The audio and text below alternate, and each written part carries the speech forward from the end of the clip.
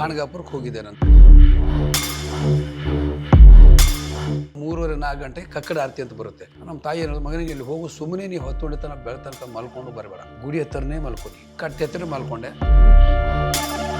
ಹೋದೆ ಹೊಳೆ ಹೋದೆ. ಅಲ್ಲಿ ಸ್ವಲ್ಪ ಕೆಸರಿತ್ತು, ಕಾಲುಗಳು ಕೆಸರು, ಕತ್ತಲ ಗೊತ್ತಾಗಲಿಲ್ಲ ನನಗೆ ಎಲ್ಲಿ ಹೋಗಿದ್ದೀನಿ ಅಂತ. ಎಲ್ಲ ಒಬ್ಬರು, ಪಾಪ ಯಾರಿದ್ದೀರಲ್ಲಿ ಅಂತ. ಸ್ವಾಮಿ, ನಾನು ಇಲ್ಲಿ ಕಾಲು ಸಿಕ್ಕಾಕೊಂಡಿದ್ದೆ, ನನಗೆ ಬರೋಕ್ಕಾಗ್ತಾ ಇಲ್ಲ, ದಯವಿಟ್ಟು ಬಂದು ನನಗೆ ಹೆಲ್ಪ್ ಮಾಡ್ತೀರಾ?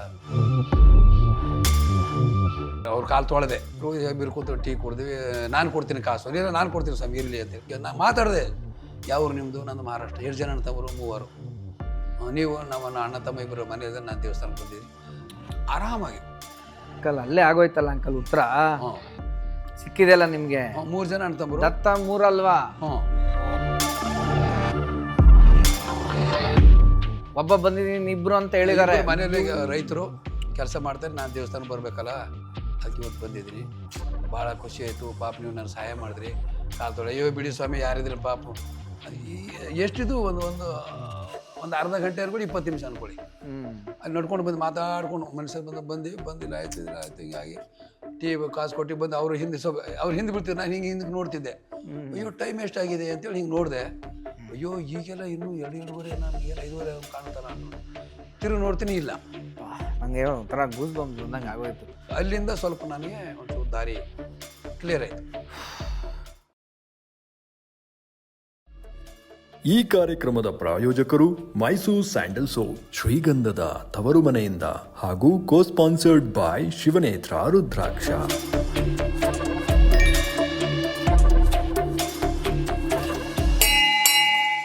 ಹಾಯ್ ಹಲೋ ಎಲ್ರಿಗೂ ನಮಸ್ಕಾರ.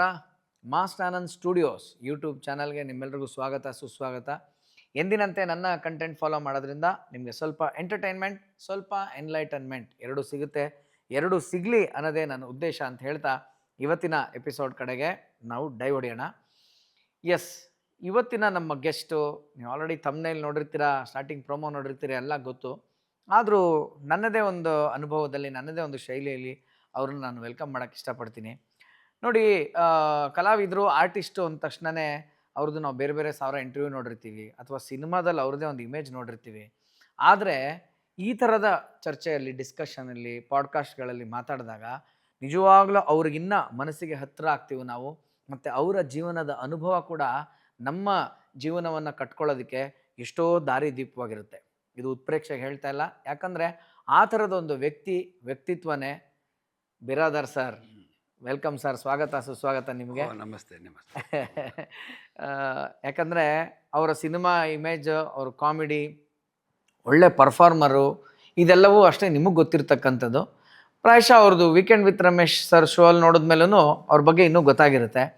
ಆದರೆ ಒಬ್ಬ ಮಾಸ್ಟರ್ ಆನಂದ್ ಜೀವನದಲ್ಲಿ ಬಿರಾದರ್ ಸರ್ ಪಾತ್ರ ಏನು, ಅವರ ಸಂಬಂಧಗಳೇನಿತ್ತು, ಮತ್ತು ಏನು ಆಧ್ಯಾತ್ಮ ವಿಚಾರಗಳು, ಏನೋ ವಿಸ್ಮಯ ವಿಚಾರಗಳು, ಅವರಿಂದ ನಾನೇನು ತಿಳ್ಕೊಂಡೆ, ಏನು ಕಲಿತೆ ಅನ್ನೋದನ್ನು ನಾನು ನನಗೆ ಗೊತ್ತಿರೋ ಚಿಕ್ಕ ಪುಟ್ಟ ಇನ್ಸಿಡೆಂಟ್ಗಳಿಂದ ಹೇಳ್ತೀನಿ. ಅದರಿಂದ ಅವ್ರ ಹತ್ರ ನಾನು ತಿಳ್ಕೊಳಕ್ಕೆ ಇಷ್ಟಪಡ್ತೀನಿ.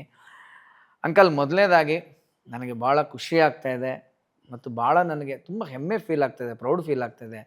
ಯಾಕಂದರೆ ಅದ್ಭುತವಾದಂಥ ಕಲಾವಿದರು ನೀವು, ಅದನ್ನು ಹೇಳೋ ಅವಶ್ಯಕತೆಯೇ ಇಲ್ಲ.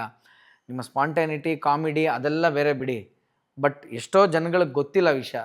ಬಿರಾದರ್ ಸರ್ ಎಷ್ಟೋ ಫಿಲಮಲ್ಲಿ ಏನು ಫುಲ್ಲು ಟೈಟ್ ಆದಂಗೆ ಹಂಗೆ ಹಿಂಗೆ ಈ ಪಾತ್ರಗಳೇ ಜಾಸ್ತಿ ಮಾಡಿರೋದು.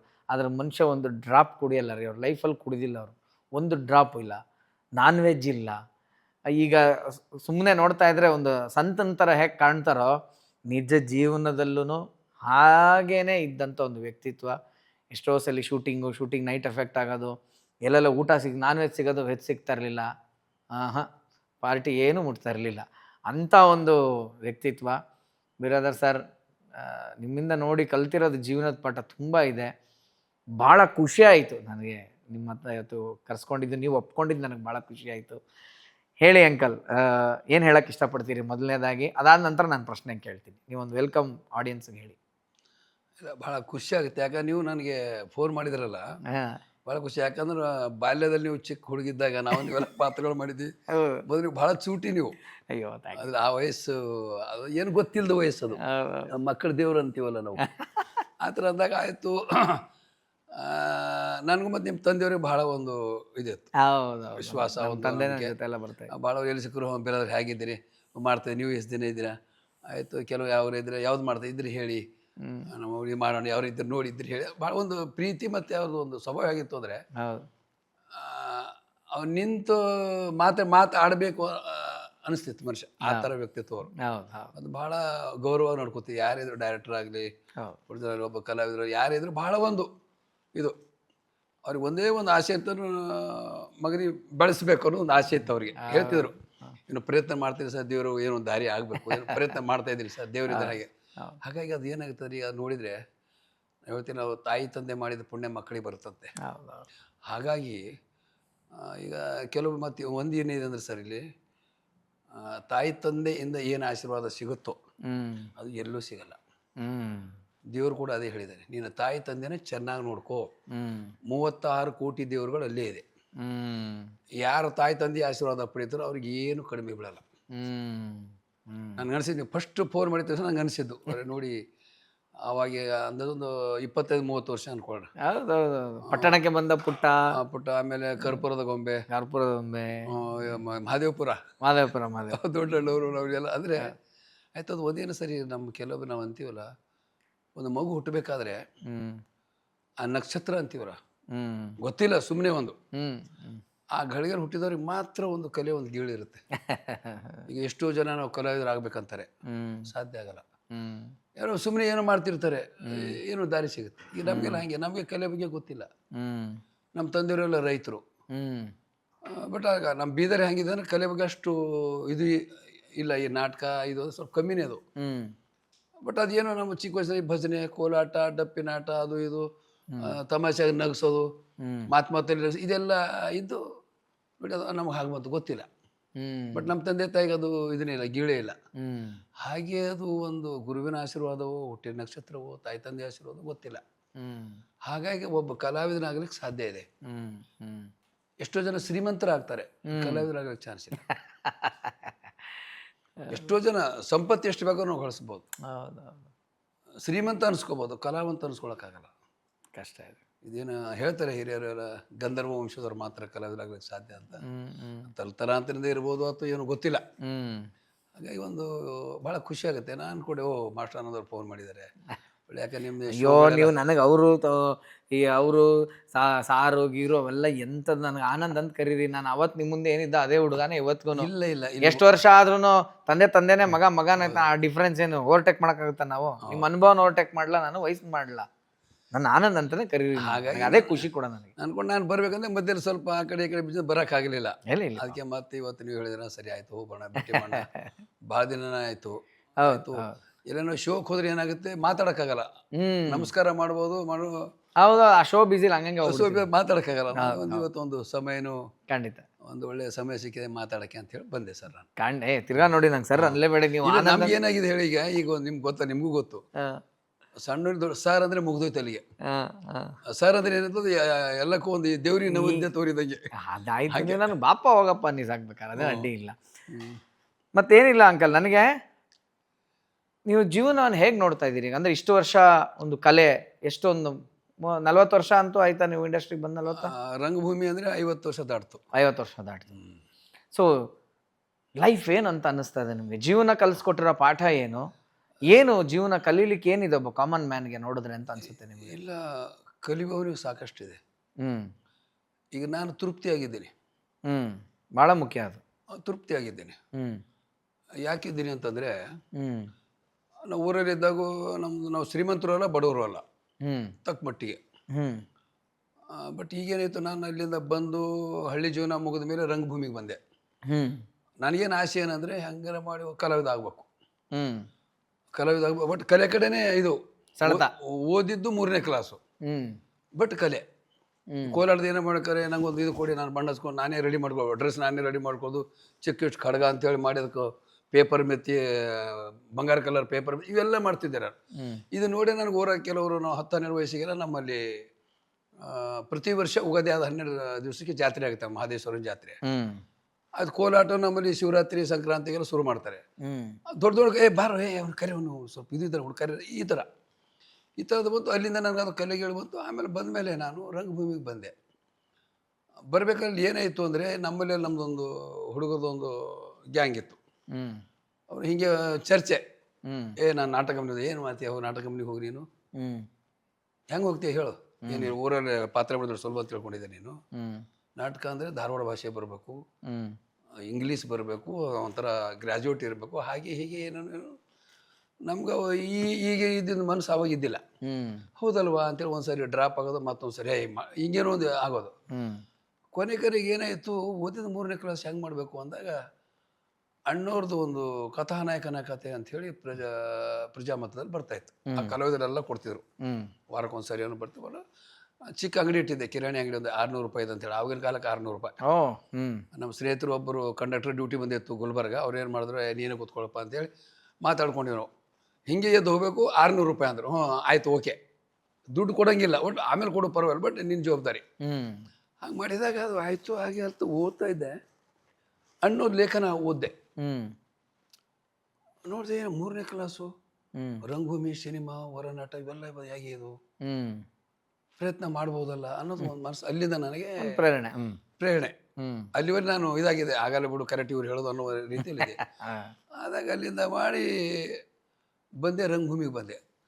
ರಂಗಭೂಮಿಗೆ ಬಂದಮೇಲೆ ಅಲ್ಲಿ ಏನಿತ್ತು ಅಂದರೆ ನಮಗೆ, ಈಗ ನಾ ತೃಪ್ತಿ ಅಂತ ಹೇಳಿದ್ನಲ್ಲ ನಿಮಗೆ, ವಾರಕ್ಕೆ 7 ರೂಪಾಯಿ ಕೊಡೋದು ಪೇಮೆಂಟು. ವಾರಕ್ಕೆ 7 ರೂಪಾಯಿ, ತಿಂಗಳಿಗೆ 30 ರೂಪಾಯಿ. ತಿಂಗಳಿಗೆ ಯಾರು ಪೇಮೆಂಟ್ ತೊಗೋತಾರೋ 30 ರೂಪಾಯಿ, ವಾರಕ್ಕೆ ತೊಗೊಂಡು 7 ರೂಪಾಯಿ. ನಾನು ಬೆಳಗ್ಗೆ 6 ಗಂಟೆಯಿಂದ ರಾತ್ರಿ 3 ಗಂಟೆ ಎಲ್ಲ ಕೆಲಸ ಮಾಡ್ತಿದ್ದೆ. ಕುರ್ಚಿ ತೆಗೆಯೋದು, ಸೈಕಲ್ ಮೇಲೆ ಅಲೋಡಿಸಿ ಹೋಗೋದು, ಕಸ ಹೊಡೆದು, ನೀರು ತಂದು ಹಾಕೋದು, ನಾಟಕ ಪ್ರಾಕ್ಟೀಸ್ಗೆಲ್ಲ ಟಿಫಿನ್ ತಂದು ಕೊಡೋದು, ತರಕಾರಿ ಎಲ್ಲವೂ. ಮತ್ತು ಒಂದು ದಿನಕ್ಕೊಂದು 2-3 ಸಾರಿ ನೀರು ಹಾಕೋದು, 20 ಬಿಂದಿಗೆ, ಒಂದು 60 ಬಿಂದಿಗೆ ನೀರುಗಳು, ಅದು ಬಾವಿ ಹಿಂಗೆ ಹಿಡ್ಕೊಂಡು ಹಿಂಗೆ ರೌಂಡ್ ಹಾಕೊಂಡು ಇವೆಲ್ಲವೂ ಮಾಡ್ತಿದ್ದೆ ನಾನು. 7 ರೂಪಾಯಿ ಕೊಡ್ತಿದ್ರು. ನಾನು ಅವ್ರ ಮಾಲೀಕರಂದ್ರೆ, ಏನಪ್ಪ ಎಲ್ಲರೂ ಪೇಮೆಂಟ್ ತೊಗೋತಾರೆ, ನೀವು ತೊಗೊಳಿಕ್ಕೆ ಬರಲ್ವಲ್ಲ ಅದು. ಏನಾಗುತ್ತೆ, ಒಂದು ತಿಂಗಳಾದ್ಮೇಲೆ ಕೊಡಿರಿ. ಯಾಕೆ ಅಂದರೆ 2 ರೂಪಾಯಿ ಕಮ್ಮಿ ಆಗುತ್ತಲ್ಲ ಈ ವಾರಕ್ಕೆ 7 ರೂಪಾಯಿ ತೊಗೊಂಡ್ರೆ ಅಂತ. ಅಂದರೆ ಅವ್ರೇನು ಮಾಡಿದ್ರಪ್ಪ, ನೀ 8 ರೂಪಾಯಿ ಕೊಡ್ತೀನಿ, ಯಾರಿಗೆ ಹೇಳಕ್ಕೆ ಹೋಗ್ಬೇಡ ಅಂದರು ವಾರಕ್ಕೆ. ಈಗ ಅದಕ್ಕಿಂತಲೂ ದೇವ್ರು ಎಷ್ಟು ಚೆನ್ನಾಗಿಟ್ಟಿದ್ದಾನೆ. ಮನುಷ್ಯನ ಆಸೆಗೆ ಮಿತಿ ಇಲ್ಲ.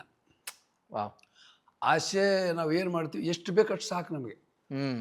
ಹಿಂದೆ ನಾನು ಹೇಗಿದ್ದೆ, ಈಗ ಹೇಗಿದ್ದೀರಿ. ಆಸೆ ಅಂತೂ ಎಲ್ರಿಗೂ ಇರುತ್ತೆ, ಪ್ರತಿಯೊಬ್ಬರು ಇದ್ದೇ ಇರುತ್ತೆ. ಬಟ್ ಆಸೆಗೆ ಒಂದು ಕಡಿವಾಣ ಬೇಕು. ಕಡಿವಾಣ ಇದ್ರೆ ಮನುಷ್ಯ ಆರಾಮಾಗಿರ್ತಾರೆ. ಕಡಿವಾಣ ಮೀರ್ತು ಅಂದ್ರೆ ಏನಾಗುತ್ತೆ, ಹಿಡಿತ ಸಿಗಲ್ಲ. ನಾವು ಯಾವುದಕ್ಕೆ ನಾವು ಹಾತ್ ತೊರಿತೀವೋ ಇದ್ದಿದ್ದನ್ನ ಕಳ್ಕೊಬೇಕಾಗತ್ತೆ. ಅದಂತೂ ನಿಜ. ನಾವು ಎಷ್ಟು ಒಂದು ಸೀಮಿತ, ಸಾಕಪ್ಪ ಓಕೆ ಆರಾಮಾಗಿರೋಣ, ಸಿಕ್ಕರೆ ಬಿಟ್ಟರೆ ಬಿಡಲಿ. ಯಾಕಂದ್ರೆ ಈಗ ನಾನು ಒಬ್ಬ ಬಡವ ಅಂದ್ರೆ ನನಗಿನ್ನ ಬಡವ ಇನ್ನೊಬ್ಬಿದ್ದಾನೆ, ನಾನು ಶ್ರೀಮಂತ ನನಗಿನ್ನ ಶ್ರೀಮಂತ ಇನ್ನೊಬ್ಬನಿದ್ದಾನೆ. ಹೌದು. ನಾವು ಯಾವ ವರ್ಗಕ್ಕೆ ಸೇರಬೇಕು? ಈಗ ಎಷ್ಟೇ ಆದರೂ ಕೂಡ ಮನುಷ್ಯನಿಗೇನೋ ನೆಮ್ಮದಿ ಅನ್ನೋದು ಬಹಳ ಮುಖ್ಯ. ಅಯ್ಯೋ ಖಂಡಿತ. ತೃಪ್ತಿ, ನೆಮ್ಮದಿ, ಸಾಕಪ್ಪ ಜೀವನ ನಡೆದ ಸಾಕದು, ಏನಾರು ಆಗಲಿ ಆಯ್ತು. ಏನದೆ, ಕೆಲವೊಂದು ಕಡೆ ಸಂಪತ್ತು ಮಾಡಲೇಬೇಕು. ಸಂಪತ್ತು ಮಾಡಿದ ಮೇಲೆ ಮುಂದೆ ನಮ್ಮ ಮಕ್ಕಳು ಇರ್ತಾರೆ, ಮಗ ಉಳಿಸ್ಕೋತಾನ ಅಂತ ಹೇಳಿ ಗ್ಯಾರಂಟಿ ಇಲ್ಲ.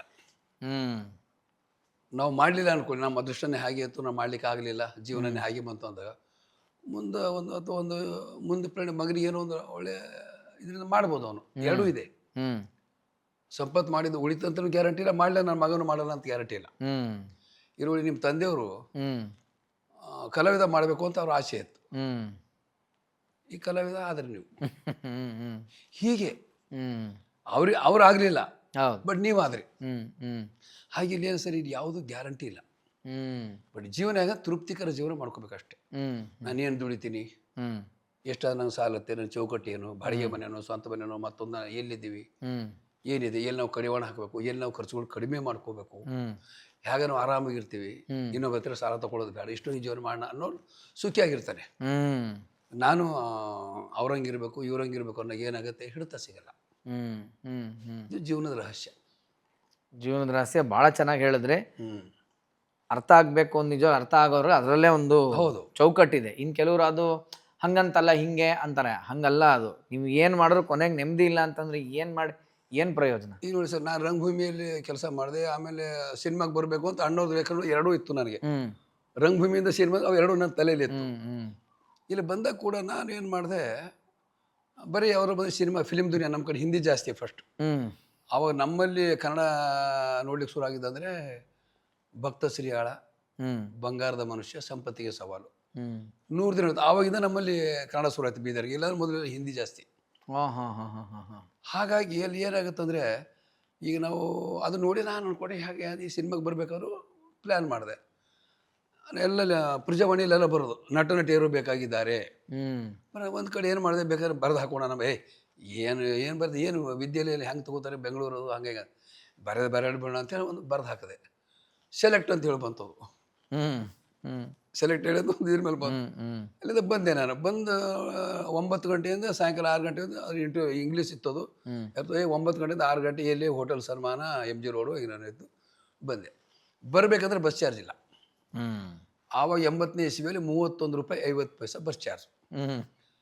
ಅದು 31 ರೂಪಾಯಿ ರೆಡಿ ಮಾಡಲಿಕ್ಕೆ 1-1.5 ತಿಂಗಳು ಹಿಡಿತು ನನಗೆ. ಭಗವಂತ. ಅವಾಗೇನು 5 ರೂಪಾಯಿ ಅಂದ್ರೆ ಯಾರು ಕೊಡ್ತಿದ್ದಿಲ್ಲ. ಹೌದು. ಮತ್ತೆ ನಮಗೆ 10 ರೂಪಾಯಿ ಬೇಕು ಅಂತಂದರೆ ನಾವು 20 ರೂಪಾಯಿ ಕೇಳೋದು. ಈಗ ನನಗೆ 31 ರೂಪಾಯಿ ಬೇಕು. ನಾನು ಯಾರಿಗೂ ಒಬ್ರಿಗೆ ಒಂದು 100 ಅಂದ್ರೆ ಯಾರು 100 ಅಂದ್ರೆ ಕೊಡ್ತಾನೆ ಇರಲಿಲ್ಲ ಅವಾಗ. 50 ರೂಪಾಯಿ. 50 ರೂಪಾಯಿ ಏನಕ್ಕೆ ನಿನಗೆ? ಇಲ್ಲ ಹಿಂಗೆ ಹಿಂಗೆ ಅಂದ್ರೆ ಇಲ್ಲಪ್ಪ ಒಂದು 20 ರೂಪಾಯಿ ಕೊಡ್ಬೋದು ನಾನು. 20 ರೂಪಾಯಿ ತಂದರೆ ಮನೆ ಖರ್ಚಿಗೆ ಹೋಗೋದು. 20 ರೂಪಾಯಿ ತಂದರೆ 10 ರೂಪಾಯಿ ಖರ್ಚು ಮತ್ತೆ ಹಿಂಗೆ ಮಾಡಿ ಕೊನೆಗೆ ಏನೋ ಆಗಿ ಒಂದು ಬಂದೆ. ಅಲ್ಲೇನೈತಿ ಹೆಂಗೆ ಮಾಡೋದು ಅಂದರೆ ನಮ್ಮ ಸಿಂಧನೂರಿನ ನಮ್ಮ ಮಾವರಿದ್ರು, ನಮ್ಮ ತಾಯಿ ತಮ್ಮ. ಅವ್ರ ನೆನಪು ಬಂತು ನನಗೆ. ನಮ್ಮ ಮಾವ್ರ ಹತ್ರ ಇಲ್ಲಿ ಬಂದು ಮತ್ತೆ ಇಲ್ಲಿ ಬಂದು 2-3 ದಿವಸ ಉಳಿದವ್ರ ಹತ್ರ ದುಡ್ಡಿಸ್ಕೊಂಡು ಅವರು ಸ್ವಲ್ಪ ಧೈರ್ಯ ಕೊಟ್ಟರು.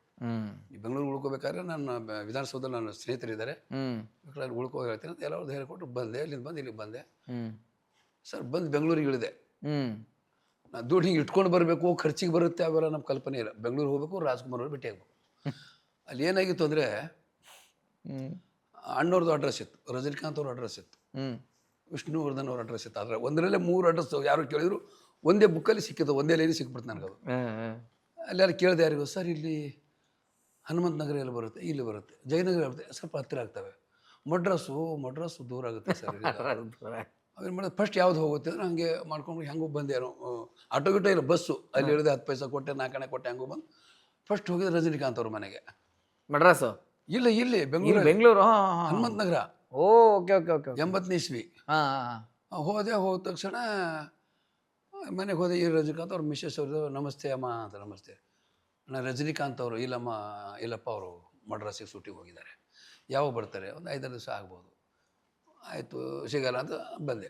ಅದೇ ವಿಷ್ಣುವರ್ಧನ್ ಸಾರ್ದು ಜಯನಗರದಾಗ ಇರಲಿತ್ತು, ಮನೆ ಇತ್ತು, ಅದು ಅಡ್ರೆಸ್ ಇತ್ತು. ಒಳಗಡೆ ಅಡ್ರೆಸ್ ನೋಡ್ಕೊಂಡು ಕೇಳು ಹೋದೆ. ಅಲ್ಲಿ ಹೋಗಿ ಜಸ್ಟ್ ಹಿಂಗೆ ಹೋಗ್ತೀನಿ, ಪಾಸ್ ಆಗಿಬಿಟ್ರು ಭಾರತಿ ಮೇಡಮ್ ಅವರು, ವಿಷ್ಣುವರ್ಧನ್ ಅವರು. ಹಿಂಗೆ ಹೋಗ್ತೀನಿ, ಹಿಂಗೆ ಹೋಗಿ ನಮಸ್ಕಾರ ಅವರು, ಕಾರ್ ಪಾಸ್ ಆಗ್ಬಿಟ್ರು. ಅದನ್ನು ಇದಾಯ್ತು. ಇನ್ನು ಸಂಜೆ ಇನ್ನು ಎಲ್ಲಿ ಉಳಿಬೇಕು? ಉಳಿದ್ರೆ ರೊಕ್ಕ ಖರ್ಚಾಗುತ್ತೆ, ಲಾಡ್ಜ್ ಮಾಡೋಕ್ಕಾಗಲ್ಲ. ಆಯ್ತು, ಅಲ್ಲೆಲ್ಲ ಪೇಪರಲ್ಲಿ ಬರೋದೆ, ಇಲ್ಲಿ ಬೆಂಗಳೂರಲ್ಲಿ ಅಲ್ಲಿ ಮಾಡ್ಕೊಂಡು ಪೊಲೀಸರು ಹಿಡಿದು ಇದು ಮಾಡ್ತಾರೆ. ಹಾಗೆ ಅದೊಂದು ಮೊದಲು ಕೇಳ್ಕೊಂಡಿದ್ದೆ ನಾನು. ನಾಟಕ ಕಂಪ್ನಿಯಿಂದ ಗೊತ್ತಾಗಿತ್ತು, ಈ ಬೆಂಗಳೂರು ಹಿಂಗಿದೆ, ಭಾಳ ಹುಷಾರಾಗಿ ಹೋಗ್ಬೇಕು ಅಂತ. ಸೀದಾ ಅಲ್ಲಿಂದ 16 ರೂಪಾಯಿ ಮಡ್ರಾಸಿಗೆ ಅಣ್ಣವ್ರ ಮನೆಗೆ ಹೋದೆ.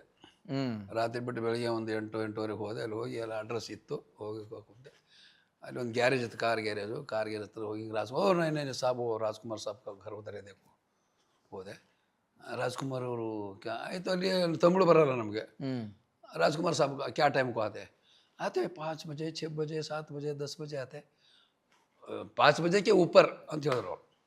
ಸರಿ, ಹಂಗೆ ಕಾಯ್ಕೊಂಡು ಕೂತೆ. ಎಲ್ಲಿ ಹೊರಗಡೆ ಊಟಕ್ಕೆ ಹಾಡ್ಕೊಂಡು ಮಧ್ಯದಲ್ಲಿ ಬಂದು ಹೋಗ್ಬಿಡ್ತಾರೋ ಅಂತ ಅನ್ನಂಗೆ ಬರೀ ಅಲ್ಲೇ ಹಿಂಗೆ ಊಟಕ್ಕೆ ಹೋಗಿ ಅಲ್ಲಿ ಬಿಸ್ಕಿಟ್ ತಿಂದ, ಅದು ತಿಂದ, ಇದು ಅಲ್ಲೇ 5:15 5:45 ಆಯಿತು.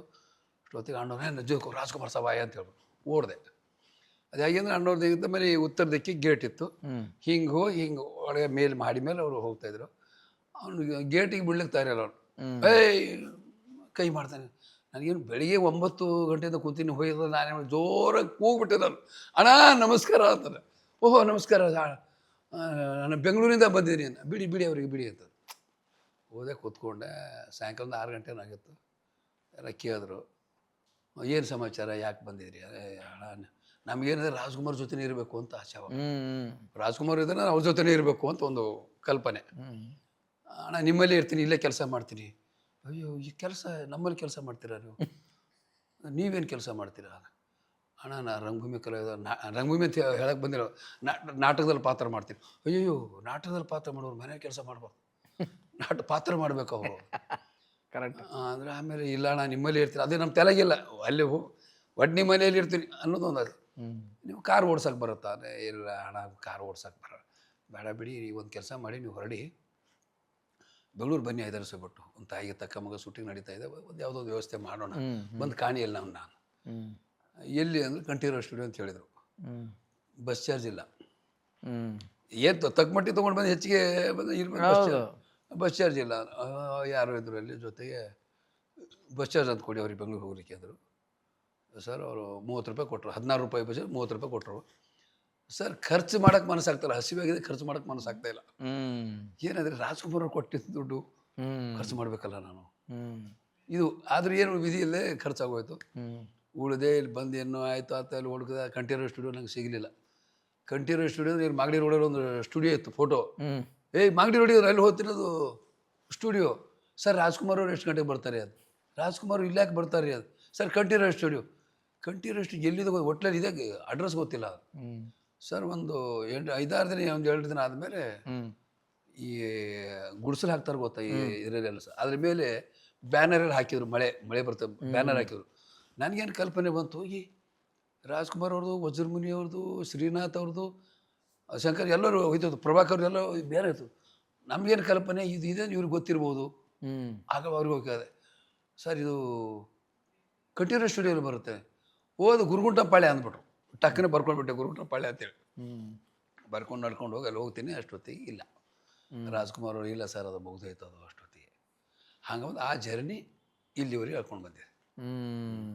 ಅಂದರೆ ನೋಡಿ, ನನಗೆ ಏನು ಲಕ್ ಅನ್ನಿಸ್ತಾ ಇರೋದು ನಿಮ್ಮ ವಿಚಾರದಲ್ಲಿ ಅಂದರೆ, ಫಸ್ಟ್ ಟೈಮ್ ಯಾರೋ ಅಂತ ಸೂಪರ್ ಸ್ಟಾರ್ ಮನೆ ಹತ್ರ ಹೋಗೋದೊಂದಾದರೆ ಅವ್ರು ಒಳಗೆ ಕರೆದು ಹೌದು ಮಾತಾಡಿಸಿ ಅವರೇ ನಿಮ್ಗೆ ದುಡ್ಡು ಕೊಟ್ಟು ಆಶೀರ್ವಾದ ಲೆಕ್ಕದಲ್ಲಿ ಕಳಿಸಿದ್ದಾರೆ ಅಂದರೆ, ಹೌದು ಅದಕ್ಕೆ ಹೇಳೋದು ಅದೊಂದು ಗಂಧರ್ವ ಇಲ್ಲ, ಕರೆಕ್ಟ್ ಸರ್, ಕಲೆ ಲಕ್ ಅಂದ್ರಲ್ಲಿ ನೀವು. ಹೌದು ನಿಮಗಿತ್ತು ಆ ಲಕ್ ಬಿರಾದರ್ ಸರ್. ಇಲ್ಲಾಂದ್ರೆ ಇಂಡಸ್ಟ್ರಿಲಿ ಇಷ್ಟು ವರ್ಷ ಇದ್ದು ಊಟ ಮಾಡೋಕ್ಕಾಗಲ್ಲ. ಹೌದೌದು. ಸೊ ಅದ್ಭುತವಾದಂಥ ಒಂದು ಕಿಕ್ ಸ್ಟಾರ್ಟ್ ನಿಮಗೆ. ನನಗೆ ನಿಮ್ಮ ಅನುಭವದಲ್ಲಿ ಲೈಫಲ್ಲಿ ಇದು ಎಲ್ಲ ಮನುಷ್ಯನ ಸಹಜ ಫೇಸ್ ಮಾಡಿರ್ತಾನೆ. ಒಂದು ಅತಿಯಾದಂಥ ಕಷ್ಟ ಇರ್ಬೋದು, ಒಂದು ಅತಿಯಾದಂಥ ಖುಷಿ ಸಕ್ಸಸ್ ಇರ್ಬೋದು. ಮನುಷ್ಯ ಮುಂದೆ ಹೋಗೋದಕ್ಕೆ ಅವನಿಗೆ ಜೀವನದಲ್ಲಿ ಅವನಿಗೇನೋ ಒಂದು ನಂಬಿಕೆ ಬೇಕು ಅವನಿಗೆ. ಹೌದು, ಯಾವುದೋ ಒಂದು ನಂಬಿಕೆಗೆ ಹೊರಗ್ತಾನೆ. ಈ ಚೇರ್ ಮೇಲೆ ನಾನು ಮುಂದಕ್ಕೆ ಅಷ್ಟೊತ್ತಾಗಲ್ಲ, ನಂಗೆ ಹೌದು ಹೌದು ಹಿಂದಕ್ಕೆ ಹೊರಗಲೇಬೇಕು ಹೌದು ಅನ್ನೋ ಹಾಗೆ. ತುಂಬ ಕಷ್ಟ ಬಂದಾಗ ನೀವು ನಂಬ್ತಾ ಇದ್ದಿದ್ದು ಏನೋ ದೇವ್ರು ನಂಬ್ತಾ ಇದ್ರಾ, ಇಲ್ಲ ನಿಮ್ಮನ್ನು ನೀವೇ ನಂಬ್ತಾ ಇದ್ರಾ, ಸಿಚುವೇಶನ್ ನಂಬ್ತಾ ಇದ್ರಾ, ಅಥವಾ ನಿಮ್ಮ ತಂದೆ ತಾಯಿ ಹೇಳಿದ ಪಾಠ ನಂಬ್ತಾ ಇದ್ರಾ, ಅದು ಏನೋ ಅದು ಯಾವ ಒಂದು ಶಕ್ತಿ ಮೇಲೆ ನೀವು ಫೇಸ್ ಮಾಡ್ತಾ ಇದ್ರಿ ಅದನ್ನ? ಸರ್ ನನಗೆ ಮೊದಲನೇದು ದೇವ್ರ ಮೇಲೆ ನಂಬಿಕೆಯಿಂದ. ಆಸ್ತಿಕರು ನೀವು? ಹೌದು, ನಾಸ್ತಿಕರೇನಲ್ಲ, ದೇವ್ರ ಮೇಲೆ ನಂಬಿಕೆ. ನಂಬಿಕೆ. ಆಮೇಲೆ ನಮ್ಮಲ್ಲಿ ಮಹದೇಶ್ವರ ದೇವಸ್ಥಾನ ಹೇಗಿದೆ ಅಂದರೆ, ನಮ್ಮ ಪೂರ್ವಿಕರು ಹೇಳ್ತಾ ಇದ್ರು, ಶಿಂಗಣಾಪುರ ಮಹಾದೇವ ಅಂತೇಳಿ ಮಹಾರಾಷ್ಟ್ರದಲ್ಲಿ ಬರುತ್ತೆ. ಶನಿ ಶಿಂಗಣಾಪುರ ಅಲ್ಲಿ ಒಂದು ಇನ್ನೊಂದಿದೆ. ಅಲ್ಲಿ ಏನಂದರೆ ಶಿವ ಮತ್ತು ಪಾರ್ವತಿ ಮದುವೆ ಆದ ಇದು ಅಲ್ಲಿ ಜಾಗ. ಓಕೆ. ಅಲ್ಲಿಂದ ಏನೋ ಇಲ್ಲಿ ಬಂದಿದ್ದಾನೆ ಅಂತ ಹೇಳ್ತಿದ್ರು. ಅದು ಅಲ್ಲಿ ಮಹಾದೇವಿಲಿ ಬಂದು ಇಲ್ಲಿ ಅದು ಕೆರೆ ಇದೆ, ಕೆರೆ ಪಕ್ಕದ ದಂಡೆ ಹಿಂಗೆಲ್ಲ ಇದೆ. ನನಗೆ ನಾವೇನು ಮಾಡ್ಕಾರ ಅದು ಒಂದು ನಮ್ಮದು ಒಂದು ಸ್ವಭಾವ ಏನಂದರೆ, ಚಿಕ್ಕ ವಯಸ್ಸಿನಲ್ಲಿ ಪುರಾಣ ಪ್ರವಚನ ಕೀರ್ತನೆ ಎಲ್ಲ ಹೇಳ್ತಾರೆ, ಅದೆಲ್ಲ ನಾವು ಗಮನ ಕೊಟ್ಟು ಕೇಳೋದು. ಕಷ್ಟ ಬಂದಾಗ ದೇವ್ರ ಪರೀಕ್ಷೆ ಮಾಡ್ತಾನೆ, ಯಾವ ರೂಪದಲ್ಲಿ ಬರ್ತಾನೋ ಗೊತ್ತಿಲ್ಲ, ಭಿಕ್ಷಕನ ರೂಪದಲ್ಲಿ ಬರ್ತಾನೆ, ಆಯಿತು ಈ ಮಹಾರೋಗ ಅಂತೀವಲ್ಲ ಆ ರೂಪದಲ್ಲಿ ಬರ್ತಾನೆ. ನೋಡಿದ್ರೆ ಮೈ ವಾಸನೆ ಬರುತ್ತೆ, ಕಂಡು ಹೇಳೋಕ್ಕಾಗಲ್ಲ, ನೋಡಿ ದೂರ ಸರಿ ಅಂದವನೇ ಶಿವ ಇರ್ತಾನೆ ಅಂತ ಇಂಥವೆಲ್ಲ ಸ್ವಲ್ಪ ಅದು ಮೈಂಡಲ್ಲಿತ್ತು. ಅಂದಾಗ ಸ್ವಲ್ಪ ಆಸೆ. ಆಮೇಲೆ ನಮ್ಮಲ್ಲಿ ಒಬ್ಬರು ಅಜ್ಜಿ ತುಳಸಾಬಾಯಿ ಅಜ್ಜಿ ಅಂತೀವಿ ನಾವು, ಮರಾಠಿಸು, ಭವಾನಿ ಭಕ್ತರು, ತುಳಜಾಪುರ ಭವಾನಿ ಭಕ್ತರು, ಅವರು ಆರಾಧಕರು. ಆ ಅಮ್ಮ ಹೆಂಗಿದ್ರೆ ಪ್ರತಿಯೊಂದು ರಾತ್ರಿ ಕುಂತ ನಮ್ಮ ತಾಯಿ ಇರ್ತಾರೆ, ಬರೋದಿಲ್ಲ, ಟೀ ಕುಡಿಯೋದು, ಸ್ವಲ್ಪ ಒಡನಾಟ ಇತ್ತು. ನಮ್ಮ ಮನೇಲಿ ಮಲ್ಕೊಳ್ಳೋದಿಲ್ಲ, ಅವೆಲ್ಲ ಕತೆ ಹೇಳೋರು. ರಾತ್ರಿ ನಾವೆಲ್ಲ ಹಂಗೆ ಚಿಕ್ಕವರಿದ್ದೆವು, 10-12 ವರ್ಷ, ಎಲ್ಲ ಕೇಳೋದು, ಅವೆಲ್ಲ ಮೈಂಡಲ್ಲಿದ್ದು. ಅದೇನಾಯ್ತು ಅಂದರೆ, ಒಂದು ದಿವಸ ರಾತ್ರಿ ಆ ಅಜ್ಜಿ ಕತೆ ಹೇಳಿದೆ. ನಮ್ಮ ತಾಯಿಗೆ ಮಗ ಅಂತಿರು. ಮಗ ದೇವ್ರು ಯಾವ ರೂಪದಲ್ಲಿ ಬರ್ತಾನೋ ಗೊತ್ತಿಲ್ಲ, ನೀನು ಬಳಿ ದುಡ್ಡು ಇಲ್ದಾಗೆ ದುಡ್ಡು ಕೊಡುವಂತ ಬರ್ತಾನೆ, ಊಟ ಇಲ್ದಾಗೆ ಊಟ ಕೊಡುವಂತ ಬರ್ತಾನೆ, ಬಟ್ಟೆ ಇಲ್ದಾಗ ಬಟ್ಟೆ ಕೊಡುವಂತ ಬರ್ತಾನೆ, ಹುಷಾರಾಗಿರ್ಬೇಕು. ಸೂಪರ್. ಇದು ನನಗೇನಾಯ್ತು, ಅವತ್ತು ನಮ್ಮ ತಾಯಿ ತವ್ರ ಮನೆ ಕಪ್ಪಲಾಪುರ ಅಂತೇಳಿ, ಕಪ್ಪಲಾಪುರ ಅಂತೇಳಿ. ನಮ್ದು ಅವಾಗ ಹೆಂಗಂದ್ರೆ 4 ಆಣೆ ಕೊಟ್ಟರೆ ಊರಿಗೆ ಹೋಗೋದು. ಕೆಲವೊಂದು ಸರಿ ನಮ್ಮ ತಾಯಿ 4 ಆಣೆ 10 ಪೈಸೆ ಇದೆ ಅಂದ್ರೆ 10 ಪೈಸೆ ತೊಗೊಂಡು, ಇಲ್ಲ ಬಾಳೆಹಣ್ಣು ತಿಂದು 5 ಪೈಸೆಗೆ ಡಜನ್ ಇತ್ತು ಅವಾಗ, ತಿಂದು ನಡ್ಕೊಂಡು ಹೋಗ್ತಿದ್ದೆ ನಾನು. ಏನೊಂದು 2.5-3 ಅವರು 15 ಕಿಲೋಮೀಟ್ರು ಹೋಗ್ತಿದ್ದೆ. ಇವತ್ತು ರಾತ್ರಿ ಅಜ್ಜಿ ನಮ್ಮ ಕತೆ ಹೇಳಿದ್ದಾಳೆ. ನನಗೇನು 10-12 ವಯಸ್ಸು ಇರ್ಬೋದು, ಒಂದು 12-13 ವಯಸ್ಸು ಇರ್ಬೋದು. ಅವತ್ತು ಏನು ಕಮ್ಮಿ ಇದ್ದ ನಮ್ಮ ತಾಯಿ, ನಮ್ಮ ಸೋದರ ಮನೆ ಅಜ್ಜಿ ಮನೆಗೆ ಏನು ತೊಗೊಂಡು, ನಮ್ಮ ತಾಯಿ ಏನಂದ್ರು, ಮನೆ ಊರಿಗೆ ಹೋಗ್ಬಾ ನೀನು ಕಪ್ಪಲಾಪುರಕ್ಕೆ, ಮತ್ತು ಮಾಮನಿಗೆ ಹೇಳಿ ಸ್ವಲ್ಪ ದುಡ್ಡು ಇಸ್ಕೊಂಡು ಬಾ, ಹಬ್ಬ ಇದೆ ಹಾಗೆ ಹೀಗೆ. ದುಡ್ಡಿಲ್ಲ ಅಂದರೆ ಸರಿ ನಡ್ಕೊಂಡು ಹೋಗ್ತೀನಿ ಬಿಡು ಅಂತೇಳಿ ಬಂದೆ. ಸರಿ ಬೆಳೆದು ದುಡ್ಡಿಲ್ಲ, ಊಟ ಮಾಡಿದೆ, ಮಧ್ಯಾಹ್ನ ಊಟಕ್ಕೆ ಇಲ್ಲಿ ಬರ್ಬೇಕು ನಾನು. 8-9 ಗಂಟೆ ಬಿಟ್ಟು 12 ಗಂಟೆಗೆ ಇಲ್ಲಿ ಬರಬೇಕು. ಅವತ್ತು ಭಾನುವಾರ, ನೆನಪಿದೆ ನನ್ನ ಭಾನುವಾರ. ರೋಡ್ ಹೀಗಿದೆ, ಬೀದರ್ ಇಲ್ಲಿದೆ, ದೇವಸ್ಥಾನ ಇಲ್ಲಿದೆ, ಇಲ್ಲೆಲ್ಲ ಜನ ಓಡಾಡ್ತಾರೆ, ತರಕಾರಿ ಅದು ಇದು ಜನ ಓಡಾಡ್ತಾ ಇದ್ದಾರೆ. ನಾನು ಅದ್ರ ಮಧ್ಯೆ ಇದ್ದೀನಿ ಸರ್. ನಾನು ಜನ ಜಂಗುಳಿದೆ. ಒಬ್ಬ ತಾತ ಇದ್ದಾರೆ. ತಾತಮ್ಮ ಹೀಗೆ ಜಡಿ ಏನು ನೋಡಿದ್ರೆ ಅವತ್ತ ದಾಡಿ ಗಿಡಿ ಅನ್ನೋ. ನಾನು ಎಲ್ಲಿ ಹೋಗ್ತೀನಿ, ನಾ ಹಿಂಗೆ ಬಂದ್ರೆ ಈ ಕಡೆ ಬರ್ತಾರೆ, ಹಿಂಗೆ ಬಂದ್ರೆ ಈ ಕಡೆ ಬರ್ತಾರೆ. ಅಪ್ಪ 5 ಪೈಸೆ ಇದೆ, ಇನ್ನೂ 5 ಪೈಸೆ ಕೂಡ ಟೀ ಕುಡಿಬೇಕು. 5 ಪೈಸೆ ಇದೆ, ಇನ್ನು 5 ಪೈಸೆ ಕೂಡ ಟೀ ಕುಡಿಬೇಕು. ನನಗೇನಾಯ್ತು, ರಾತ್ರಿ ಹೇಳಿದ ಅಜ್ಜ ಕತೆ ನಾನು ಬಂದ್ಬಿಡ್ತಾನೆ. ಕರೆಕ್ಟು. ದುಡ್ಡಿರಲ್ದಾರ ಹತ್ರ ದುಡ್ಡು ಕೇಳ್ತಾನೆ, ಬಟ್ಟೆ ಇಲ್ದಾರ ಹತ್ರ ಬಟ್ಟೆ ಕೇಳ್ತಾನೆ, ಊಟ ಇಲ್ದಾರ ಹತ್ರ ಊಟ ಬಂದು ಕೇಳ್ತಾನೆ. ನನಗೆ ಅದು ನಾನೇನಂದ್ರೆ ನಾನು ಹೆಂಗೆ ಭಾವುಕನಾಗ್ಬಿಟ್ಟೆ. ಆ ಚಿಕ್ಕ ವಯಸ್ಸು ಅದು ಏನು ಕುಂದು ಗೊತ್ತಿಲ್ಲ. ನಾನು ಇಲ್ಲಪ್ಪ ಮುತ್ಯ, ನಾವು ತಾತನಿಗೆ ಮುತ್ಯ ಅಂತೀವಿ ನಾವು. ಮುತ್ಯ ಇಲ್ಲಿ ಮುತ್ಯ, ನಾನು ಇದನ್ನ ಕರೆಯಬೇಕು, ನಾ ಇದನ್ನ ಕೊಡ್ತೇನೆ ಅಂದ್ರೆ ರೊಕ್ಕ ಎದಕ್ಕೆ ನಡ್ಕೊಂಡು ಬಂದೀನಿ ನಾನು. ನಂಗೆ ಅದೆಲ್ಲ ಗೊತ್ತಿಲ್ಲ. 5 ಪೈಸೆ ಕೂಡ ಟೀ ಕುಡಿಬೇಕು. ಇಲ್ಲ ಮುತ್ಯ, ನನ್ನ ಕಡೆ ರೊಕ್ಕ ಬೇಕಾರಿ ಕಿಸಿದಾಗ ನೋಡ್ಕೊ, ಸಣ್ಣ ಹುಡುಗಿ ನೋಡ್ಕೊ ನೀನು. ಅದೇ ನನಗೆ 5 ಪೈಸೆ ಬೇಕಷ್ಟೆ. ಅದೇ ಏನಾಯಿತು, ಕೊನೆಗೆ ಒಂಥರ ಕಣ್ಣ ನೀರು ಬಂದಂಗೆ ಆಗೋಯ್ತು. ಕರೆಕ್ಟ್ ಇವು ದೇವರೇ, ಶಿವನೇ. ಆದರೆ ಏನು ಹೆಂಗೆ ಮಾಡಲಿ, ನಾವು ದುಡ್ಡು ಇಲ್ವಲ್ಲ, ಇಷ್ಟು ಸಾರಿ ಬಂದ ನಾನು ಕೇಳಿಲ್ವಲ್ಲ ಇವರು. ಶಿವನ ಪಕ್ಕ ಅದು ಏನು ಗೊತ್ತಿಲ್ಲ, ಫಿಕ್ಸ್ ಶಿವನೇ ಇರ್ಬೋದು ಸರ್, ಹೇಳಕ್ಕೂ ಆಗಲ್ಲ. ಆಯ್ತು, ಹಂಗಾಯ್ತು. ಅವ್ನು ಬಂದು ಕೊಡೋಣ ಹಿಂಗೆ ಮಾಡ್ಕೊಂಡು ಪಾಸ್ ಆಗ್ಬಿಟ್ಟ. ನನಗೇನಾಯ್ತು ಅಂದರೆ ಅಳು ಬರ್ತಾ ಇದೆ. ನನಗೇನು ಶಿವನೇ ರೊಕ್ಕ ಕೊಡ್ಲಿಕ್ಕೆ ಆಗ್ಲಿಲ್ವಲ್ಲ ಅನ್ನೋದೊಂದು ಫೀಲ್ ನನಗೆ. ಪರೀಕ್ಷೆ ಮಾಡಕ್ಕೆ ಬಂದೇನ ಅಷ್ಟು ದುಡ್ಡು ಇಲ್ವಲ್ಲ, ಹೆಂಗೆ ಮಾಡೋದು, ಏನಾರ ಅವನು ಶಾಪ ಕೊಟ್ಟರೆ ಏನೇನೋ ಭಾವನೆಗಳು, ಏನೋ ಕೆಟ್ಟದ್ದು ಮಾಡಿಬಿಡ್ತಾನೆ ಅನ್ನೋದು ಆ ಒಂದು ಫೀಲ್ ನನಗೆ. ಅಲ್ಲಿಂದ ಒಂದು 2 ಕಿಲೋಮೀಟರ್ ನಡ್ಕೊಂಡು ಹೋಗ್ಬೇಕು ನಮ್ಮ ತಾಯ್ತವ್ರ ಮನೆಗೆ. ಸರ್ ಹೋಗಿ ಊಟ ಮಾಡಿದೆ, ಮಲ್ಕೊಂಡ್ಬಿಟ್ಟೆ, ಜ್ವರ ಬಂದುಬಿಟ್ಟಿದೆ. ರೂಮ್ ಇತ್ತು, ಚಿಕ್ಕ ನಮ್ಮ ಅವ್ರದ್ದು ರೂಮ್ ಇತ್ತು, ಮನೆ ಬೇರೆ ರೂಮ್ ಬೇರೆ. ಊಟ ಮಾಡಿದ್ರೆ ಮಲ್ಕೊಂಡ್ಬಿಟ್ರೆ ಸಾಯಂಕಾಲ 6 ಗಂಟೆಗೆ ನಮ್ಮ ಅವರು ಸಿಟಿಗೆ ಹೋಗ್ತಿದ್ರು, ಬಂದಿದ್ರು. ಇಲ್ಲಾರು ಮಲ್ಕೊಂಡಿದ್ದಾರೆ ಅಂತ ನಮ್ಗೆ ಗೊತ್ತಿಲ್ಲ ಅಂತ, ಯಾರನ್ನ ಹೇಳ್ಯಾರ, ಊಟ ಮಾಡೋ ಫೀಲಲ್ಲಿದ್ದೀನಿ ಅನ್ನೋದು. ಮಲ್ಕೊಂಡ್ಬಿಟ್ಟು ಜ್ವರ ಬಂದು ಆಮೇಲೆ ಬಂದು ನೋಡ್ತಾನೆ ನಮ್ಮವರೇ, ನಮ್ಗೆ ವೈಜನಾಥ್, ನನ್ನ ಹೆಸರು ವೈಜು ಅಂತ ಪ್ರೀತಿ. ವೈಜು ಬಂದ್ರೆ ಎಬ್ಸಿ, ಊಟಕ್ಕೆ ಎಬ್ಸ್ರಿ. ಯಾರು ಬಂದು ಎಬ್ಸ್ರೆ ಮೈ ಜ್ವರ ಸುಡ್ತಾ ಇದೆ. ಯಾಕೆ ಜ್ವರ ಬಂದಿದೆ, ಯಾವ ಬಂದ್ರೆ ಅಲ್ಲಿ ಒಬ್ಬರು ಮುಸ್ಲಿಮ್ಸು ಹಕೀಮ್ ಸಾಬ್ ಅಂತೇಳಿ ಅವ್ರು ಬಂದು, ಅವ್ರು ಒಳ್ಳೆ ಮನುಷ್ಯ ಅವರು ಬಂದು ಕರ್ಕೊಂಡು ರೇ ಹುಡುಗನ ಜ್ವರ ಬಂದು ಮಾಡಿಬಿಡ. ಇದು ನನಗೆ ಒಂದು ವಾರ ಹೋಗಿಲ್ಲ ತಲೆ ಒಳಗಿಂದ. ಶಿವ ಸಿಕ್ಕಿದ್ದವ್ರು ದುಡ್ಡು ಕೊಡೋಕೆ ಆಗಲಿಲ್ಲ. ಇದು ಅದಕ್ಕೆ ಇವಾಗ ಜ್ವರ ಬಂದಿದೆ. ಆಮೇಲೆ ಏನಾಯ್ತು, ನಮ್ಮ ತಾಯಿಯವರು ಕೆಲವೊಂದೆಲ್ಲ ನಮ್ಮಲ್ಲಿ ಸತ್ಸಂಗ ಇದ್ದಂಗೆಲ್ಲ ಒಳ್ಳೆ ಮಾತಾಡೋದು ಇವೆಲ್ಲ ಇದ್ದಾಗ ನಮ್ಮ ತಾಯಿಯವರು ಹೇಳೋರು, ನೋಡಿ ಸುಳ್ಳು ಆಡಬಾರ್ದು, ಕಳ್ತನ ಮಾಡಬಾರ್ದು, ಮೋಸ ಮಾಡಬಾರ್ದು, ನಮ್ಗೆ ಇರ್ದಿದ್ರು ಊಟ ಯಾರ ಬಂದ್ರೆ ನಮ್ಗೆ ಇರ್ದಿದ್ರು ಪರ್ಲ ಊಟ ಅವ್ರಿಗೆ ಕೊಡಬೇಕು. ಅವೆಲ್ಲ ನಮ್ಮ ಮೈಂಡಲ್ಲಿ ಇತ್ತದು. ಹಾಗಾಗಿ ಅದು ನಮ್ಮ ಚಿಕ್ಕ ವಯಸ್ಸಿನಿಂದ ಬಂದ್ಬಿಟ್ಟಿದ್ದು ಅದು. ಆಯಿತು. ನಮ್ಮೂರು ಮಹದೇಶ್ವರ ಏನಾಯ್ತು, ನನಗೆ ಅದಕ್ಕೆ ಮುಂಚೆ ಏನಾಗಿತ್ತು ಅಂದರೆ, ನಾನು ಇಲ್ಲಿ ರಂಗಭೂಮಿಗೆ ಬರ್ಬೇಕಂದ್ರೆ ಭಾಳ ಪ್ರಾಬ್ಲಮ್. ನಾನೇನು ಊರು ಬಿಟ್ಟು ಹೋಗ್ಬೇಕು ಅಂತ ಒಂದು ಆಸೆ. ಊರಾಗ ಏನು ಮಾಡೋಕ್ಕಲ್ಲ, ಊರು ಬಿಟ್ಟು ಹೋಗ್ಬೇಕಂದಾಗ ಯಾರಿಗೆ ಕೇಳಿದ್ರು ದುಡ್ಡು ಅಂತೂ ಹುಟ್ಟಲ್ಲ, ಏನು ಇಲ್ಲ ಇರ್ತೀರ, ನೀಲ್ ಪಾಯಿಂಟ್ ಇದ್ರೆ ಅಂತ ಅದೊಂದಿತ್ತು ನನಗೆ. ಸುಮಾರು ಒಂದು ತಿಂಗಳಾನುಗಟ್ಟಲೆ ಒಂದು ಮಹಾದೇವನ ಗುಡಿ ಇದೆ, ಆ ಗುಡಿಯೊಳಗೆ ಮಲ್ಕೊತಿದ್ದೆ ನಾನು. ಮಲ್ಕೊಳ್ತಾನೆ ಮನಸ್ಸಿಂದ ಕೇಳ್ಕೊಳ್ಳೋದು. ಮಲ್ಕೊಂಡಲ್ಲಿ ಏನು ಕೇಳಬೇಕು, ನಾನು ಮನಸ್ಸಿಂದ ಕೇಳಬೇಕು. ನಾನು ಸಿನಿಮಾಕ್ಕೆ ಹೋಗ್ಬೇಕು, ನಾಟಕ ಕಂಪ್ನಿಗೆ ಹೋಗ್ಬೇಕು. ಹೋದರೆ ಬಾಂಬೆ ಹೋದ್ರೆ ಒಳ್ಳೇದ, ಹೈದರಾಬಾದ್ ಹೋದ್ರೆ ಒಳ್ಳೇದ, ಬೆಂಗಳೂರು ಹೋದ್ರು ಒಳ್ಳೇದ. ಸಿನಿಮಾಕ್ಕೆ ಹೈದರಾಬಾದ್ ನಮಗೆ 150 ಕಿಲೋಮೀಟ್ರು, ಬಾಂಬೆನೂ 300-350 ಕಿಲೋಮೀಟ್ರು, ಬೆಂಗಳೂರು 750-800 ಕಿಲೋಮೀಟ್ರು. ನಾನು ಡಿಸೈಡ್ ಸಿಕ್ಕಿದ್ದೆ ಅಲ್ಲಿ ದೇವಸ್ಥಾನದಲ್ಲಿ. ಹೋಗಿ ನೀನು ಆಯ್ತು, ಇಲ್ಲೊಬ್ಬರು ಜ್ಯೋತಿಷ ಇದ್ರು, ಒಬ್ಬರು ಬಾಬುರಾವ್ ಜ್ಯೋತಿಷ ಇದ್ರು, ಅವ್ರಿಗೆ ಕೇಳಿದೆ ನಾನು. ಚೆನ್ನಾಗಿ ನೋಡ್ತಿದ್ರು ಅವರು. ಅಣ್ಣ, ನಾನು ಯಾವ ದಿಕ್ಕಿಗೆ ಹೋದ್ರು ನನಗೆ ಶ್ರೇಯಸ್ಸು. ಹೈದರಾಬಾದ್ ಹತ್ತಿರ ಇದೆ, ಬಾಂಬೆನೂ ಹತ್ತಿರ ಇದೆ, ಬೆಂಗಳೂರು ದೂರ ಇದೆ. ಆ್ಯಕ್ಚುಲಿ ಬೆಂಗಳೂರು ದೂರ ಅಂದಾಗ ಅವರು, ನಿನಗೆ ಹೈದರಾಬಾದು ನೀನು ಸೂಟ್ ಆಗಲ್ಲ, ಬಾಂಬೆನೂ ಸೂಟ್. ಯಾಕಂದ್ರೆ ಬಾಂಬೆಲಿ ನಿಂತ್ಕೊಳ್ಳೋಕ್ಕೆ ಬಿಡಲ್ಲ, ಅಲ್ಲಿ ಕುತ್ಕೊಳ್ಳೋಕ್ಕೆ ಜಾಗ ಎಲ್ಲ. ಅಲ್ಲಿ ನಮ್ಮ ಕೆಲವರು ಇದ್ರು ಟೈಲರ್ ಬಟ್ಟೆ ಹೊರ್ತಿರಪ್ಪ, ನೀನು ಬಾಂಬೆ ಬಾ, ನೀನು ಬಂದರೆ ಮನೆಗೆ ಬರ್ತೀನಿ ಅನ್ಬೇಡ, ನೀನು 100 200 ರೂಪಾಯಿ ಕೇಳಿ ಊಟ ಮಾಡಿ ಎಲ್ಲಾರ ಮಲ್ಕೋ, ಮನೆ ಬರ್ತಿರೋ ಇದೆಲ್ಲ ಕೇಳಿದ್ರೆ ಅಲ್ಲಿ ಅಂದರೆ ಒಂದ್ರ ಮೇಲೆ ಒಂದು ಇದು ಮಾಡೋದು ಆ ಥರ ಇದ್ರೆ. ಹಾಗೆ ಅವ್ರು ನನಗೆ ನೀ ದಕ್ಷಿಣ ದಿಕ್ಕು ನಿನಗೆ ಆಗುತ್ತೆ ನೋಡಿ ನಿನಗೆ ಅಂತಿದ್ರು. ಅಂದಾಗ ಆವಾಗ ನಾನು ಬೆಂಗಳೂರಿಗೆ ಬಂದೆ ನಾನು. ಬಟ್ ನನಗೆ ಡಿಸೈಡ್ ಸಿಕ್ಕಿದೆ ಮಹಾದೇಶ್ವರ ದೇವಸ್ಥಾನದಲ್ಲಿ. ಏನೋ ಒಂದು ಅಲ್ಲಿ ಏನಾಯಿತು ಅಂದರೆ ನಮ್ಮ ತಾಯಿ ಹೇಳಿದರು, ನೋಡಪ್ಪ ನೀನು ಹೋಗಿ ನೀನು ಮನಸ್ಸಿಗೆ ಹೇಗೆ ಬರ್ತಾ ಹಾಗೆ ಮಾಡು ಅಂತ. ನಾನು ಗೊತ್ತಿತ್ತು ನಮ್ಮ ತಾಯಿ ದೇವ್ರಿಗೆ ಸ್ವಲ್ಪ ಇವನು ಜಾಸ್ತಿ ಹೋಗ್ತಾನೆ ಬರ್ತಾನೆ ನಮ್ಗೆ ಇವರು ಬಿಡ. ಸರ್ ಅಲ್ಲಿ ನಾನು ಮಲ್ಕೊಂಡಿದ್ದೀನಿ, ಏನೇನೋ ಭಾವನೆಗಳು ಹೇಳ್ಕೊಂಡಿದ್ದೀನಿ. ಒಂದು ಇಷ್ಟು ಪಿಂಡ ಇದೆ ಸರ್, ಲಿಂಗ ಇದೆ, ಇಷ್ಟು ಲಿಂಗ ಇದೆ. ನಾನೇನೇನೋ ಭಾವನೆ ಹೇಳ್ಕೊಂಡಿದ್ದೀನಿ, ಗಂಟೆ ಹೇಳ್ಕೊಂಡು ಮಲ್ಕೊಂಡಿದ್ದೀನಿ. ಯಾವಾಗ ಎದ್ದೀನೋ ಯಾವಾಗ ಮಲ್ಕೊಂಡು ಗೊತ್ತಿಲ್ಲ. ಎದ್ದು ನೋಡ್ತೀನಿ ಇದು ಲಿಂಗ. ಲಿಂಗದ ರೈಟ್ ಸೈಡು ಒಂದು ಚೂರು ಇಷ್ಟೇ ನೀರಿದೆ, ಒಂದು ಸೋರಿದೆ ನೀರು, ಹನಿ, ಒಂದು ಹನಿ ಅಂತೀವಿ ಕಣ್ಣಲ್ಲಿ ನಾವು ಡ್ರಾಪ್ ಹಾಕುತ್ತೇವಲ್ಲ ಹಿಂಗೆ ಇಷ್ಟು. ಒಂದೂವರೆ 2 ಎಷ್ಟಾಗೋದು ಗೊತ್ತಿಲ್ಲ. ನೋಡ್ತೀನಿ, ಅರೆ ಇದು ಲಿಂಗದ ಮೇಲೆ ನೀರು ಬಂದು ಎಲ್ಲಿಂದ ಬಂತು, ನೀರು ಹೆಂಗೆ ಬಂತು? ನಂಗೆ ಒಂಚೂರದು ನನಗೆ ಒಂಥರ ಅದು ಹೆಂಗೆ ಬಂತು ನೀರು, ಎಲ್ಲಿಂದ ಬಂತಿದ್ದು, ಲಿಂಗದ ಮೇಲಿಂದ ಬಂತು ನೀರು, ಡ್ರಾಪ್ ಇದ್ರೆ ಹತ್ತಂಗಿದೆಯಲ್ಲ, ಹತ್ತಿರ ಬರುತ್ತಲ್ಲ ಹೀಗೆ.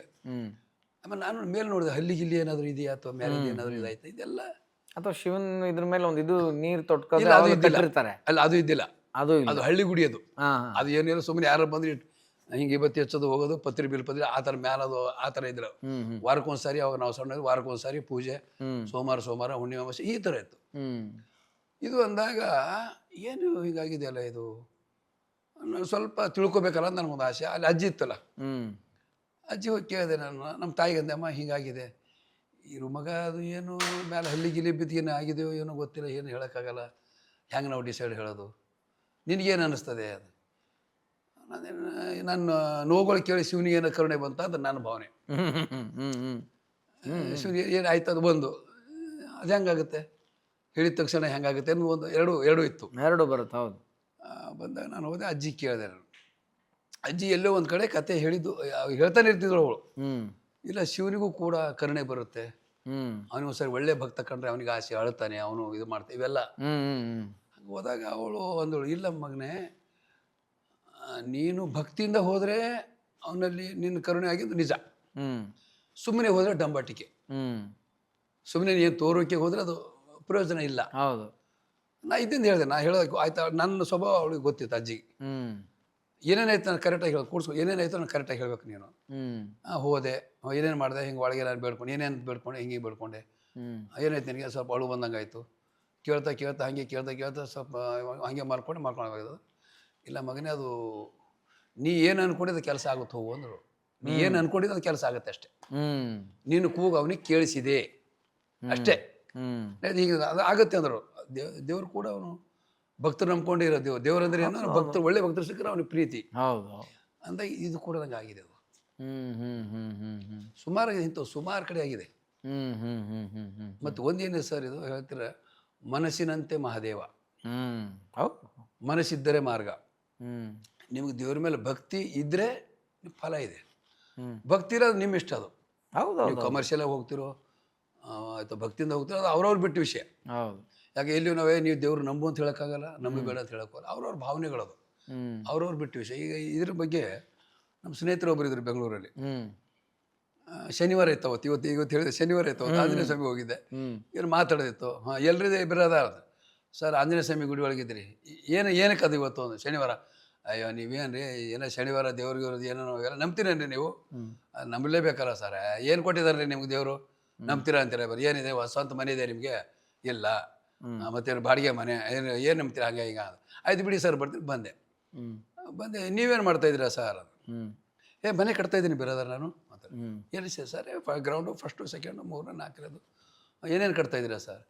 ಅದೇ ಡಬಲ್ ಬೆಡ್ರೂಮು, 3 ಬೆಡ್ರೂಮು ಒಂದು ಇದು ಮಾಡಿ, ಆಮೇಲೆ ದೇವ್ರ ಮನೆ. ಅದು ಸರ್, ದೇವ್ರ ಮನೆ ನಿಮ್ಗೆ ಯಾಕೆ ಬೇಕು ಅಂದೆ ನಾನು. ದೇವ್ರ ಮನೆ ನಿಮ್ಗೆ ಯಾಕೆ ಬೇಕು ಅದು? ಏನು ಬಿರೋದರ್ ಹಿಂಗೆ ಹೇಳ್ತಾರೆ ಸರ್? ಉತ್ತರ ಕೊಡಿ ಅಷ್ಟೇ. ಹೇಳ್ತಿರೋ ನಾನು ಏನು ಹೇಳಿದ್ದು, ನಾನು ದೇವ್ರು ನಂಬ್ತೀನಿ, ನೀವು ನಂಬರ, ಓಕೆ. ನಿಮ್ಗೆ ಏನಕ್ಕೆ ಬೇಕು ದೇವ್ರ ಮನೆ? ಒಂದು ರೂಮ್ ಮಾಡಿ. ಅಷ್ಟೊತ್ತಿಗೆ ಮನೆಗೆ ಹೋದೆ, ಅವ್ರ ಮನೆಗೆ ಹೋಣ, ಮಾತಾಡ್ಕೋತ ವಾದ ಅಷ್ಟೇ, ಇನ್ನೇನಲ್ಲ. ಅಲ್ಲ, ನಿಜ ಅದು. ಹೋದೆ ಒಳಗೆ ಹೋಣ, ಅವ್ರ ಮನೆ ಇದ್ರು. ಏನು ಬೇರೆದ್ರ ಅಣ್ಣ ಅಂತಾನೆ. ಏನಿಲ್ಲಮ್ಮ, ನಮ್ಮದು ಅಣ್ಣವ್ರದ್ದು ಸ್ವಲ್ಪ ವಾದ ನಡೀತು. ಏನು ವಾದ? ಅವ್ರ ದೇವ್ರು ನಂಬಲ್ವಂತೆ, ನಾನು ನಂಬ್ತೀನಿ. ನಾನು ಏನು ಮಾಡಿ ಮನೆ ಕಟ್ತಾ ಇದ್ದೀನಿ ಅಂತಂದರು. ಮತ್ತು ಎಷ್ಟು ಅಂದರೆ ಡಬಲ್ ಬೆಡ್ರೂಮ್, ತ್ರಿಬಲ್ ಬೆಡ್ರೂಮ್, ಒಂದು ದೇವ್ರ ಮನೆ ನಿಮ್ಗೆ ಯಾಕೆ ಬೇಕು ಅಂದೆ. ಇನ್ನೂ 10 ಸರಿ ಹೇಳಿ ಅಣ್ಣ ಅಂದರು. ಹಾಗೆ ಇಲ್ಲಿ ಏನಿದೆ ಸರ್, ಇದು ಇದ್ದಾನೋ ಇಲ್ವೋ ನಂಬ್ತಿರೋ ನಮ್ಮದು ಅವ್ರವ್ರು ಬಿಟ್ಟು ವಿಷಯ. ಹೌದು. ಬಟ್ ನನಗಂತೂ ದೇವ್ರ ಬಗ್ಗೆ ಇವತ್ತಿಗೂ ನಂಬಿಕೆ ಇದೆ. ನಾನು ದೃಷ್ಟಾಂತ ಆಗ್ತಾನೆ ಇದೆ ಇವತ್ತಿಗೂ. ಯಾರಿಗೆ ನಾನು ಹೇಳಲ್ಲ, ನನ್ನ ಖಾತ್ರಿ ಅಷ್ಟೇ. ನೀವು ಬೇರೆ ಇದರಲ್ಲಿ ಏನಾದ್ರು ಕಲ್ತಿದ್ರ ಅಂಕ, ಅಂದ್ರೆ ಏನಾದ್ರು ಜಾತಕ ನೋಡೋದು ಅಥವಾ ಕೈ ರೇಖೆ ನೋಡೋದು ಆ ಥರದ್ದು ಏನಾದ್ರು ನೋಡಿದ? ಆ ಥರದ್ದು ಏನಿಲ್ಲ. ಓಕೆ. ಯಾಕಂದ್ರೆ ನನಗೊಂದ್ಸಲಿ ತಮಾಷೆಗೆ ನೀವು ಹೇಳಿದ್ರಿ, ಜ್ಞಾಪಕ ಇದೆ ನಿಮಗೆ, ಇಲ್ಲೋ ಗೊತ್ತಿಲ್ಲ, ಚಾಮುಂಡೇಶ್ವರಿ ಸ್ಟುಡಿಯೋದಲ್ಲಿ ನನ್ನ ಕೈ ನೋಡ್ಬಿಟ್ಟು ನಿನಗೆ ಲೇಟಾಗಿ ಮದುವೆ ಆಗುತ್ತೆ ಹೋಗೋ.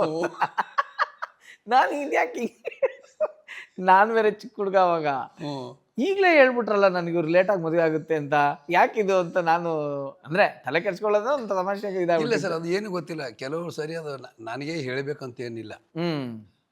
ಅದೇನು ಏನು ಕೇಳಿದ್ರೆ ಏನು ಒಂದ್ಸಲಿ ಅನ್ಸುತ್ತೆ ನಿಮ್ಗೆ ಹೇಳ್ಬೇಕು ಅಂತ, ಅದು ಕರೆಕ್ಟ್ ಆಗುತ್ತೆ. ಇಲ್ಲ ಕರೆಕ್ಟ್ ಅದು ಏನಾಗಿದೆ ಗೊತ್ತಾ, ನನ್ನ ಲೈಫಲ್ಲಿ ಅದು ಆಯ್ತು. ಕೇಳ್ಬೋದು ನನಗೆ ಹಂಗಾರೆ ಲೇಟ್ ಮ್ಯಾರೇಜಾ ಅನ್ಬೋದು ಯಾರು. ನಾನು 26ಕ್ಕೆ ಮದುವೆ ಆಗಿದೆ, ಅದೇನು ಲೇಟ್ ಮ್ಯಾರೇಜ್ ಅಲ್ಲ. ಹೌದು. ಈಗಿನ ಕಾಲ ಕಟ್ಟಕ್ಕಂತೂ ತುಂಬಾನೇ ಬೇಗ ಅದು ಲೆಕ್ಕ. ಹೌದು. ಹಳೆ ಕಾಲ ಬಿಡಿ, ಅವಾಗ 17-18 ವರ್ಷಕ್ಕೆ ಆಗೋರು, ಅದಲ್ಲ ಲೆಕ್ಕ. ಹೌದು. ಏನಾಯ್ತು ಅಂತಂದ್ರೆ, ಓಕೆ ನೀವು ಅವಾಗ್ಲೂ ನಾನು ಚಿಕ್ಕ ಹುಡುಗ, ಪಟ್ಟಣಕ್ಕೆ ಬಂದ ಪುಟ್ಟ ಡಬ್ಬಿಂಗೋ ಯಾವ್ದೋ ಟೈಮಲ್ಲಿ, ನಾನು ಅವಾಗಿನ 6ನೇ ಕ್ಲಾಸ್ ಏನೋ, ಅವಾಗಲೇ ನನ್ನ ಕೈ ನೋಡಿ ಹೇಳ್ಬಿಟ್ರಿ ನೀವು, ನಿಂಗೆ ಲೇಟ್ ಮದ್ವೆ, ನೀನ್ ಬೇಗ ಆಗು, ನೀನ್ ಮಿಸ್ ಆದ್ರೆ ಲೇಟ್ ಮದ್ವೆ ಅಂತ. ಅದು ಕರೆಕ್ಟಾಗಿ ಹೆಂಗೆ ಅಂತಂದ್ರೆ, ನಾನು 22-23 ಬರ್ತಿದ್ದಂಗೆ ನಮ್ಮ ಮದುವೆ ಆಗು ಅಂತ ಸುಮ್ಮನೆ ಹಿಂಸೆ ಸ್ಟಾರ್ಟ್ ಮಾಡ್ಬಿಟ್ರು. ನಾನು ಇನ್ನ 22-23 ವರ್ಷ ಏನ್ ಮದುವೆ ಆಗಿ ಏನ್ ಮಾಡಿ, ನನಗೆ ಇನ್ನು ಏನೇನೋ ಇದೆ, ನಾವು ಮನೆ ಕಟ್ಟಬೇಕು, ನಾನು ಅದರದೆಲ್ಲ ಏನೇನೋ ತಲೆಯಲ್ಲಿ. ಅದಾದ್ಮೇಲೆ ನಮ್ಮ ಮೈಸೂರಲ್ಲಿ ಒಬ್ರು ರಾಜಮಣಿ ಮಾಮ ಅಂತ ನಾಡಿ ಜ್ಯೋತಿಷ ಅಂತ ನೋಡೋರು, ಸುಮ್ಮನೆ ಕೈ ಹಿಡ್ಕೊಂಡ್ಬಿಟ್ಟು ಹೇಳ್ಬಿಡೋರೆಲ್ಲ. ಅವ್ರ ಹತ್ರ ನಾನು ಡಿಸೆಂಬರಲ್ಲಿ ಮಾತಾಡ್ತಾ ಇದ್ದೀವಿ. ಡಿಸೆಂಬರಲ್ಲಿ ಸುಮ್ಮನೆ ಅವ್ರ ಮನೆಗೇನೋ ಹೋಗಿದ್ವಿ, ಮೈಸೂರಲ್ಲಿ ಮಾತಾಡ್ತಾ ಇದ್ದೀವಿ. ಅವ್ರು ನನ್ನ ಕೈ ಹಿಡಿದ್ಬಿಟ್ಟು, ಇವನು ಯುಗಾದಿ ದಾಟಲ್ಲ, ಯುಗಾದಿ ಒಳಗೆ ಮದುವೆ ಆಗ್ಬಿಡುತ್ತೆ ಅಂದರು. ನಾನೇ ಮಾವ ಏನು ಹೇಳ್ತಾ ಇದ್ದೀರಾ ನೀವು, ಡಿಸೆಂಬರ್ ಇದು, ಜನವರಿ, ಫೆಬ್ರವರಿ, ಮಾರ್ಚ್ 3 ತಿಂಗಳಲ್ಲಿ ಹುಡುಗಿನ ನೋಡಿ ಎಂಗೇಜ್ಮೆಂಟ್ ಆಗಿ ವ್ಯವಸ್ಥೆ ಮದುವೆ ಆಗಿ ದುಡ್ಡು ಅದು ಎಂಗೇಜ್ಮೆಂಟ್ಗೂ ಮದುವೆಗೂ ಗ್ಯಾಪ್ 6 ತಿಂಗಳು ಇರುತ್ತೆ ಅಂತ ನೀವು ಹೇಳೋ ಲೆಕ್ಕ, ಈಗ 3 ತಿಂಗಳಲ್ಲಿ ಮದುವೆ ಆಗುತ್ತೆ ಅಂತ ಸುಮ್ಮನೆ ಇರಿ ಅಂತ ಅಂದೆ. ಅದಾದ್ಮೇಲೆ ನಮ್ಮಮ್ಮ ಯಾವಾಗ ಅವ್ರಂಗೆ ಅಂದ್ಬಿಟ್ರು, ಅವರು ನಾನು ಸ್ವಲ್ಪ ಜಾತಕ ಎಲ್ಲ ಕಂಟಿನ್ಯೂ ವಿಚಾರಿಸೋಕೆ ಸ್ಟಾರ್ಟ್ ಮಾಡಿ, ಅಲ್ಲಾರೋ ಒಬ್ರು ಏನು ಹೇಳ್ಬಿಟ್ರು ಅಂತಂದರೆ, ಈ ವರ್ಷ ಆದರೆ ಇವನಿಗೆ ಉಂಟು, ಇಲ್ಲ ಅಂದರೆ ಲೇಟ್ ಇವನಿಗೆ ಮ್ಯಾರೇಜು, ಮಿಸ್ ಆದರೆ ಇವನು 40ಕ್ಕಾದ್ರೂ ಆಯಿತು, ಇಲ್ಲ ಆಗದೇನೋ ಇರಬಹುದು ಅನ್ನೋ ಥರ ಒಂದು ಹೇಳ್ಬಿಟ್ರು. ಯಾವಾಗ ಅದೇ ಹೇಳ್ಬಿಟ್ರೆ ನಮ್ಮಮ್ಮ ಸ್ಟಾರ್ಟು. ಸರಿ, ನಾನು ಆಗ್ಬೇಕಲ್ಲ, ನಾವು ಅಂದ್ರು ಇಷ್ಟಪಟ್ಟು ಹುಡುಗಿ ಸಿಕ್ಕೆಲ್ಲ ಆಗ್ಬೇಕಲ್ಲ ನಾ ಕತೆ ಅಂತಿದ್ದಾಗ, ನೋಡಿದ್ರೆ ಪಟ ಪಟ ಪಟ ಪಟ ಅಂತ ಫೆಬ್ರವರಿಲಿ ಹುಡುಗಿನ ನೋಡ್ತೀನಿ, ಫೆಬ್ರವರಿ ಎಂಡು ಎಂಗೇಜ್ಮೆಂಟ್ ಆಗುತ್ತೆ, ಮಾರ್ಚಲ್ಲಿ ಯಾವ ಡೇಟ್ ಅವ್ರು ಎಂಗೇಜ್ಮೆಂಟ್ ಅಂತ ಇಟ್ಕೊಟ್ಟಿದ್ರಲ್ಲ ಅದೇ ಮದುವೆಗೆ ಟರ್ನ್ ಆಗ್ಬಿಡುತ್ತೆ. ಎಂಗೇಜ್ಮೆಂಟ್ ಮನೇಲಿ ಸಿಂಪಲ್ ಆಗಿ ಮಾಡ್ಕೊಂಬಿಡೋಣ, ಎಂಗೇಜ್ಮೆಂಟ್ ಡೇಟೇ ಮುಹೂರ್ತ ಚೆನ್ನಾಗಿತ್ತಂದ್ರೆ ಮದುವೆ ಮಾಡ್ಬಿಡೋಣ ಅಂತ 26ಕ್ಕೆ ನನ್ನ ಮದುವೆನೇ ಆಗೋಗುತ್ತೆ. ಅಂದರೆ ನಾನು ಹೇಳ್ತಾ ಇರೋದು ಹೆಂಗೆ ಅಂದರೆ, ಈ ಥರ 26ಕ್ಕೆ ನಾನು ಮದುವೆ ಆಗುತ್ತಾ, 2010 ಇದು ನಡೀತಾ ಇರೋದು.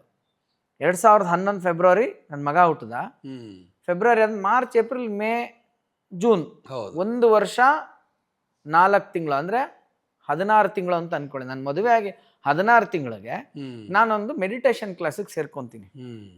ಅವ್ರು ತುಂಬ ದೊಡ್ಡ ಗುರುಗಳವರು, ಅವ್ರ ಜೊತೆ ಸಹಪಾಠಿಯಾಗಿ ಅವ್ರ ಕೆಳಗೆ ಓದ್ತಾ ಇದ್ದಂಥ ಶಿಷ್ಯಂದ್ರದ್ದು ಕ್ಲಾಸ್ ಅದು. ಆ್ಯಕ್ಚುಲಿ ಅದು ಇನ್ನೊಂದು ದೊಡ್ಡ ಚಾಪ್ಟರ್ ಬಿಡಿ. ಅಮರ ಮಹರ್ಷಿ ಅಂತ ಗುರುಗಳವರು, ಅವ್ರ ಹತ್ರ ಒಬ್ರು ಕಲಿತಾ ಇರ್ತಾರೆ, ಬ್ರಹ್ಮಯ್ಯ ಅಂತ, ವೀರಬ್ರಹ್ಮಯ್ಯ ಅಂತ ಅವ್ರ ಹೆಸರು. ಅವ್ರನ್ನ ಯಾರೋ ನಂಗೆ ಪರಿಚಯ ಮಾಡಿಸ್ತಾರೆ.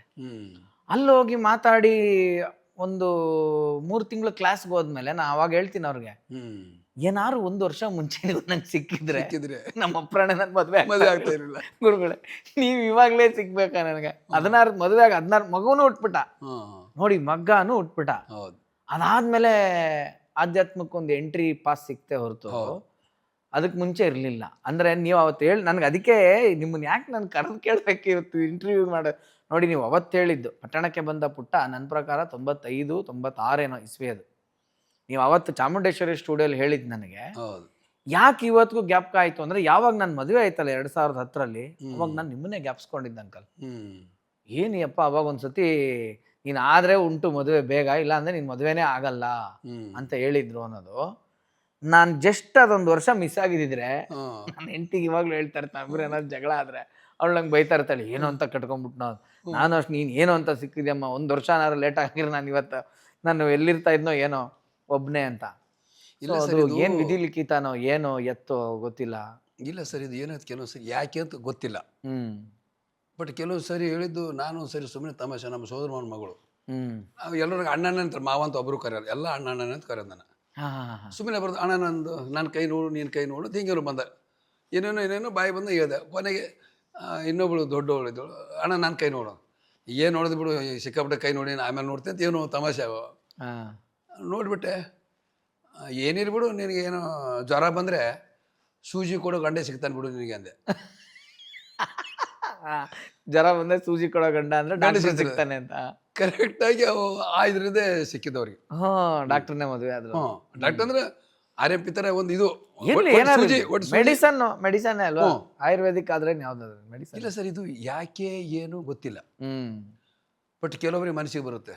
ಹ್ಮ್ ಈಗ ನಾನು ಕೆಲವೊಂದು ಅದು ಏನು ಗೊತ್ತಿಲ್ಲ, ನಾನು ಕೆಲವೊಂದು ಕಡೆ ಅನಿಸುತ್ತೆ, ಅದು ನನಗೆ ಹಾ ನಿಮ್ಗೆ ಅನ್ಸುತ್ತದು. ಅನಿಸುತ್ತೆ ಅದು, ಬಟ್ ನಾ ಯಾರಿಗೆ ಹೇಳಲ್ಲ. ಆಮೇಲೆ ನನಗೆ ಅನ್ಸಿದ್ದು, ನೀವೇನು ಅವತ್ತು ತಮಾಷೆಗೆ ಹೇಳೋ ಥರ ಅನಿಸ್ಲಿಲ್ಲ ನನಗೆ. ನಾನು ಇವತ್ತು ಯೋಚನೆ ಮಾಡಿದ್ರು ಯಾಕೆ ಒಬ್ಬ 5ನೇ ಕ್ಲಾಸ್ 6ನೇ ಕ್ಲಾಸ್ ಓದೋ ಹುಡುಗನ ಹತ್ರ ಏನು ತಮಾಷೆ ನಿಮಗೆ, ನೀವು ಪಾಪ ಒಂಥರ ಸೀರಿಯಸ್ ಆಗಿ ಹೇಳಿದ್ರಿ ಅದನ್ನ, ಏನು ತಮಾಷೆ ಕಾಲೆಳೆಯೋ ಥರನೂ ಹೇಳಲಿಲ್ಲ ನೀವು.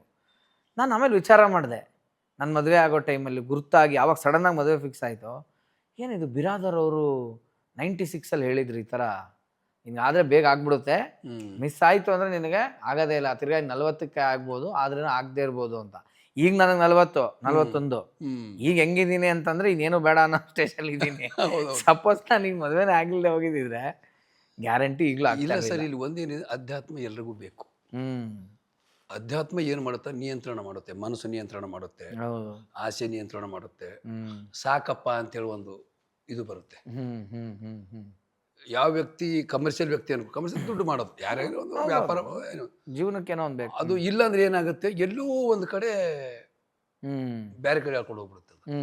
ಕಂಟ್ರೋಲ್ ಮಾಡಿ ಕೆಪಾಸಿಟಿ ಇರಲ್ಲ.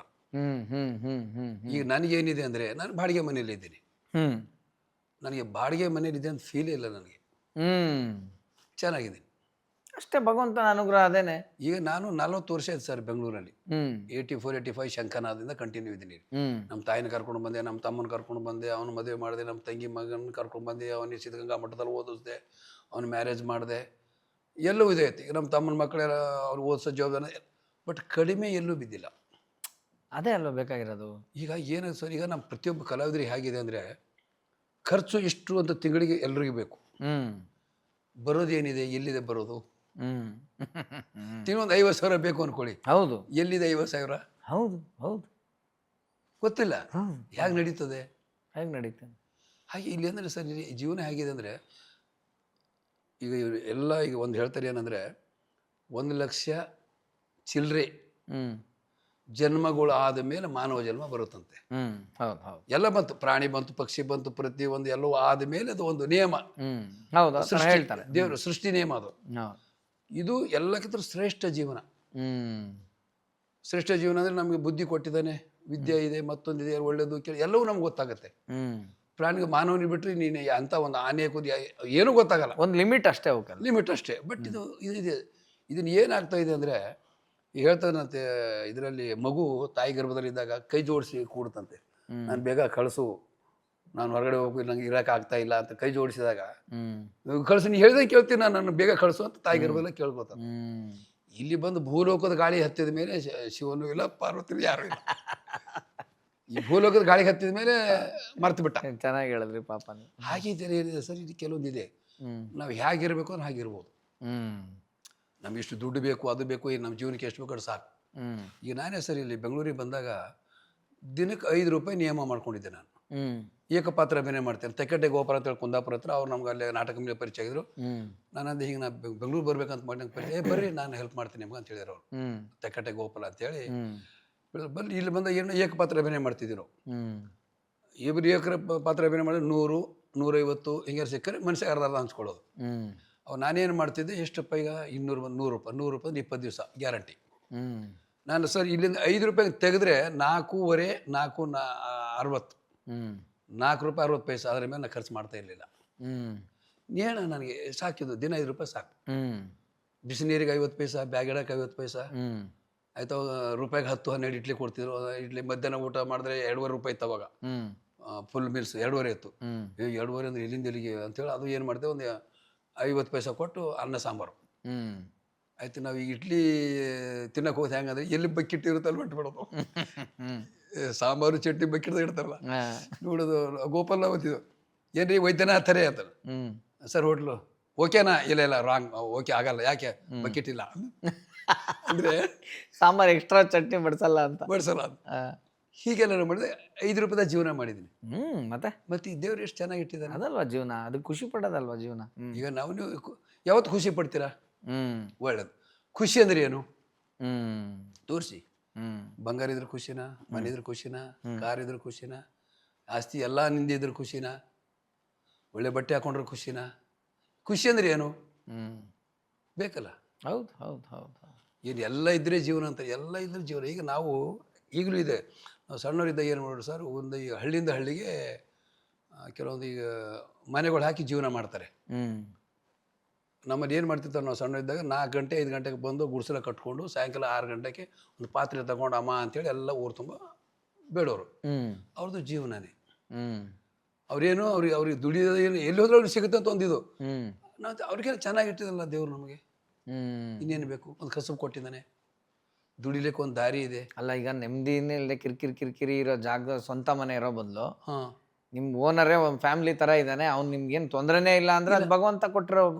ಕೊಟ್ಟಿರೋದಲ್ವಾ ಅದು. ಬಾಡಿಗೆ ಮನೆ ಅಂತ ಹೌದು. ಈ ನೀ ಸ್ವಂತ ಮನೆಗೂ ವರ್ಷ ಆದ್ರೆ ಖಾತೆ ಕಂದಾಯ ಕಟ್ತೀಯಪ್ಪ. ಹೌದು. ಬಾಡಿಗೆ ಸರಿ, ಮನೆಗೂ ಎಲ್ಲವೂ ಇದೆ. ಬಾಡಿಗೆ ಕಟ್ತೀಯ. ಸರ್ ಇಲ್ಲಿ ಏನು ಗೊತ್ತಾ ಯಾವ್ದು ಫ್ರೀ ಅಂತೂ ಇಲ್ವಲ್ಲ. ಸರ್, ಈಗ ಸ್ವಂತ ಮನೆ ಇದೆ, ಹೌದು ರಿಪೇರಿ ಮಾಡಬೇಕು, ಹೌದು ಹೌದು ಹೌದು. ಏನೋ ನೋಡ್ಕೋಬೇಕು, ಮತ್ತೊಂದು ಎಲ್ಲವೂ ಅಲ್ಲೇ ಇದೆ. ಎಲ್ಲ ಅದೇ ಅಲ್ಲಿಗೆ ಅದೇ ಹೋಗಿರುತ್ತೆ ಅಷ್ಟೇ. ಈಗ ನಮ್ಗೆ ಏನಾಗಿದೆ, ಕೆಲವು ಏನ್ರಿ ನಾನು ಕಾರ್ ತಗೊಂಡಿಲ್ಲ, ಸ್ವಂತ ಮನೆ ಮಾಡಿಲ್ಲ, ಬೇಕು ಆಗಿಲ್ಲ. ಹ್ಮ್ ನೀನು ಅದೃಷ್ಟದಲ್ಲಿ ಇಲ್ಲ ಅಂತ ಅನ್ಬೋದು, ಹ್ಮ್ ಇಲ್ಲ ನೀನು ಇತಿಮಿತಿ ಇಷ್ಟೇ ನಿಂದಿರೋ, ನೀನೇನು ಮಾಡೋಕ್ಕಾಗಲ್ಲ, ಹ್ಮ್ ಅಥವಾ ಏನೂ ಆಗಬಹುದು. ಹ್ಮ್ ಎಷ್ಟೋ ಮಂದಿ ಲ್ಯಾಟ್ರಿನೂ ಹೊಡೆದಿದೆ, ಹ್ಮ್ ಎಷ್ಟೋ ಮಂದಿ ಲ್ಯಾಟ್ರಿ ಏನೋ ಒಂದು ಏನಿದೆ ಗೊತ್ತಾ ಸರ್. ವರ್ಷ ನನಗೊಬ್ಬರು ಈ ಬಾಬುರಾವ್ ಅಂತ ಹೇಳಿದ್ನಲ್ಲ, ಹ್ಮ್ ನನಗೆ ಅವ್ರು ಒಂದು ಮಾತು ಹೇಳಿದರು. ನಾವೆಲ್ಲ ಕ್ಲೀನಾಗಿ ಅವ್ರು ಕಲ್ತ್ಕೊಂಡ್ರೆ 2 ತಾಸು ಕೂತ್ಕೊತ 3 ಪಂಚಾಂಗಿದ್ದವರು, ಅದು ಗೊತ್ತಿಲ್ಲ, ಇದು ಆಯ್ತಾ ಇದು ಬಿಡೋದು, 2ನೇ 3ನೇ ಕ್ಲಿಯರ್ ಹೇಳೋರು. ನೋಡು ನೀನು ರಂಗಭೂಮಿ, ನೀನು ನಾಟಕ ಕಂಪ್ನಿಯವರು ಅಂತ ನಿನಗೇನು ಇದು ಇಲ್ಲ, ಹ್ಮ್ ನೀ ಕಲಾವಿದ ಆಗ್ಬೋದು, ಜೀವನ ಬರ್ತಂತ ಅಂತ ಹೇಳಿರೋರು. ಹ್ಮ್ ನಾನೇನು ಕೇಳಿದ್ದೆ, ಎಷ್ಟು ದಿನ ಆದಮೇಲೆ ದುಡ್ಡು ಬರುತ್ತೆ ಅಂತ ಆವಾಗ ಕಲ್ಪನೆ ಹ್ಮ್ ಹೋಯ್ತು. ನಂದ ಕಷ್ಟಕ್ಕೆ ನಾನು ರೆಡಿ ಇದ್ದೀನಿ, ಹ್ಮ್ ಎಷ್ಟು ವರ್ಷ ಕಷ್ಟ ಅನುಭವಿಸಿದ ಮೇಲೆ ನಂಗೆ ಸುಖ ಸಿಗುತ್ತೆ. ಹ್ಮ್ ಒಂದು ನೋಡಪ್ಪ, ನೀ ಏನು 60 ಆಗೋವರೆಗೂ ನೀ ಏನು ನೆನೆಸಲೇಬೇಡ. ಹ್ಮ್ 60 ದಾಟಿದ ಮೇಲೆ ನಿನ್ನ ಲೆಕ್ಕ. ಓ, ನೀನು ಕಡಿಮೆ ಬೀಳಲ್ಲ, ನಿನಗೆ ಕಡಿಮೆ ಬೀಳಲ್ಲ, ಏನಾಗಲ್ಲ. ಬಟ್ ನಿನಗೆ ದುಡ್ಡು ಇರಲ್ಲ, ಬರುತ್ತೆ ಹಿಂಗೆ ಹೋಗ್ತಾ ಇರುತ್ತೆ. ನೀನು ಮನೆ ಕಟ್ತೀನಿ ಅವೆಲ್ಲ ಇಲ್ಲ, ಹ್ಮ್ ಅವ್ರು ಅಂದಂಗೆ ಆಗುತ್ತೆ. ಓ ಹ್ಮ್ ಹ್ಮ್ ಹ್ಮ್ ಹ್ಮ್ ಈಗ ನೋಡಿ, 71 ವಯಸ್ಸಿಗೆ ನಾನು ಹೀರೋ ಪಾತ್ರ ಮಾಡಿದೆ 90 ಬಿಡಿ ಮನೆ ನಡಿ. ಹ್ಮ್ ಮತ್ತು 2011ರಲ್ಲಿ ಹ್ಮ್ ಅಂತಾರಾಷ್ಟ್ರೀಯ ಪ್ರಶಸ್ತಿ ಬಂತು. ಹೌದು ಹೌದು. ನಾನು ಅವಾಗ ಲೆಕ್ಕ ಹಾಕಿದೆ, ಕರೆಕ್ಟ್ ಅಲ್ವ ಅವ್ರು ಹೇಳಿದ್ದು? ಅಲ್ಲ, ಹೆಂಗೆ ಹೇಳಿದ್ರು ಅವರು? ಈಗ ಸಾರಿ ಅಂಕಲ್, ನಿಮ್ಮ ಏಜ್ ಎಷ್ಟು ಇವಾಗ? 74. 74. ಹಾಂ, ಓಕೆ. ಈಗ ಯಾವ್ದು ಹೀರೋ ಪಾತ್ರ ಮಾಡಿದ್ಯಾ ಸಿನಿಮಾ ಅಂತಂದ್ರೆ ಯಾವುದು? 90 ಬಿಡಿ ಮನೆಗೆ ನಡಿ. 90 ಬಿಡಿ ಮನೆಗೆ ನಡಿ, ಹಾಂ, ಅದು ಹೀರೋ ಮಾಡಿದ್ರಿ. ಹೌದು. ಇಂಟರ್ನ್ಯಾಷನಲ್ ಅವಾರ್ಡ್ ಇದಕ್ಕೆ ಬಂದಿದ್ದು ಕನಸಿನ ಬೆನ್ನೇರಿನ, ಅದು ಕನಸೆಂಬ ಕುದುರೆನೇರಿ. ಕನಸೆಂಬ ಕುದುರೆ ಏರಿ. ಹೌದು. ಕರೆಕ್ಟ್. ಆ ಚಿತ್ರದ ಬಗ್ಗೆ ನಾನು ಕೇಳಬೇಕು ಅಂತಿದ್ದೆ. ಹಾಂ, ಅದು ನ್ಯಾಷನಲ್ ಅವಾರ್ಡ್ ವರ್ಗೂ ನಿಮ್ಗೆ ಯಾವ ಅವಾರ್ಡ್ ಬಂದಿದೆ ಅದಕ್ಕೆ? ಇಂಟರ್ನ್ಯಾಷನಲ್ ಯಾವ್ದು? ನ್ಯಾಷನಲ್ ಅವಾರ್ಡು ಬಂದು ಅಮಿತಾಬ್ ಬಚ್ಚನ್ ಅವ್ರಿಗೆ ಹೋಯ್ತು. ಆ ವರ್ಷ ನಿಮ್ದು ಅಮಿತಾಬ್ ಬಚ್ಚನ್ ಅವ್ರದಲ್ಲ, ಹೌದು ಲಾಸ್ಟ್ ಮೂಮೆಂಟ್ ವರ್ಗೂ ಹೋಯ್ತಂತ. ಹೌದು. ಏನ್ ಸಾಧನೆ ಅಂಕಲ್, ಏನ್ ಕಮ್ಮಿನಾ? ಹೌದು.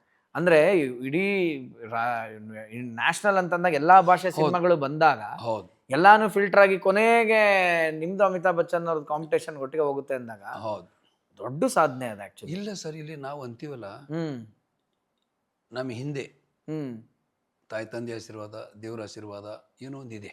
ಹ್ಮ್ ನಾವು ಕಾರಣಕರ್ತರಷ್ಟೇ. ಹೌದು. ಈಗ ದೇವ್ರು ಏನು ಹೇಳಿದಾನೆ, ನೀನು ಪ್ರಯತ್ನ ಮಾಡು, ನಾನು ನೀನು ಹಿಂದಿದ್ದೀನಿ. ಹೌದು ಹೌದು ಹೌದು. ನೀ ಪ್ರಯತ್ನ ಮಾಡು, ನಾ ಇದ್ದೀನಿ. ಹ್ಮ್ ನಿಸ್ವಾರ್ಥ ನೀ ಪ್ರಯತ್ನ ಮಾಡಿ, ನಾನು ನಿನ್ನಿಂದ ಇದ್ದೀನಿ. ನೀ ಪ್ರಯತ್ನ ಮಾಡಲಾರ್ದೆ ನೀ ಬಂದು ಎಲ್ಲಿಂದ ಕೊಡಲಿ, ನಾನು ನೀನು ಕೆಲಸ ಶುರು ಮಾಡು, ನಾ ಇದ್ದೀನಲ್ಲಿ. ಹ್ಮ್ ಹ್ಮ್ ಯಾವುದೋ ಒಂದು ವಿಷಯದಲ್ಲಿ ಪಾರ್ವತಾದೇವಿ ಶಿವನಿಗೆ ಕೇಳ್ತಾಳಂತೆ, ಹ್ಮ್ ಹಿಂಗೆ ಸುಮ್ಮನೆ ನೋಡ್ಕೋತ, ಎಲ್ರಿಗೆ ಅನ್ನ ಕೊಟ್ಟಿದ್ದೀರ? ಹ್ಞೂ ಕೊಟ್ಟಿದ್ದೀನಿ. ಅದಕ್ಕೆ ಇದಕ್ಕೆ ಎಲ್ಲರೂ ಕೊಟ್ಟಿದ್ದೇನೆ ನಾನು. ಸಣ್ಣ ಸಣ್ಣ ಇರುವೆಗೆ ಅದಕ್ಕೂ ಕೊಟ್ಟಿದ್ದೇನೆ ನಾನು. ಹೆಂಗೆ ಕೊಡ್ತೀರಿ ನೀವು? ಹ್ಮ್ ನೀನು ಗೊತ್ತಿಲ್ಲ ಪಾರ್ವತಿ ದೇವಿ ಸುಮ್ಮನೆ ನಡಿ, ನಿನ್ಗೆ ಗೊತ್ತು ಎಲ್ಲ ದೇವ್ರನ್ನ ಕೊಟ್ಟಿದೆ, ಯಾಕಂದ್ರೆ ನನಗೆ ಎಲ್ಲ ಕಡೆ ದೃಷ್ಟಿ ಇದೆ, ಎಲ್ಲವೂ ನಿಂಗೆ ಹೇಳೋಕ್ಕಾಗಲ್ಲ, ಹಿಂಗೇನು ಅಂತಂದೆ. ಪಾರ್ವತಿ ದೇವಿ ಅಂದ್ರೆ ನೋಡ್ರಿ ಅಂಥೇಳಿ ಕೆಳಗೆ ಚಿಕ್ಕ ಇರುವೆ ಬರ್ತಾವ್ರ, ಚಿಕ್ಕದರಿವೆ ಬಂದ ತಕ್ಷಣ ಇಲ್ಲೆಲ್ಲ ಇದೆಯಲ್ಲ ಇರು ಎಲ್ಲರಿಗೂ ಇದೆ. ಅದು ತೆಗೆದು ನೋಡು, ಒಂದು ಕಲ್ಲು ತೆಗೆದು ನೋಡಿದ್ರೆ ಅಲ್ಲಿ ಅವೆಲ್ಲ ಸೀಸನೇ ರೆಡಿ ಮಾಡಿ ಇಟ್ಕೊಂಡಿದ್ದಂತೆ ಒಂದು ಕಡೆ ಒಳಗಡೆ ಇರುವೆ ಗೂಡಲ್ಲಿ ನೋಡು ಅಲ್ಲಿ ಅದು. ಅವ ಪರ್ತ ಅಯ್ಯೋ ನಾನು ಏನೋ ಅಂದರೆ ಇಲ್ಲ ಇಲ್ಲ ಇಲ್ಲ ತಪ್ಪೇನಿಲ್ಲ, ನನಗೆ ಎಲ್ಲ ಕಡೆ ದೃಷ್ಟಿ ಇದೆ, ನಮ್ಮ ದೃಷ್ಟಿ ಇಲ್ಲ ಅಂದರೆ ಕಷ್ಟ ಆಗುತ್ತೆ.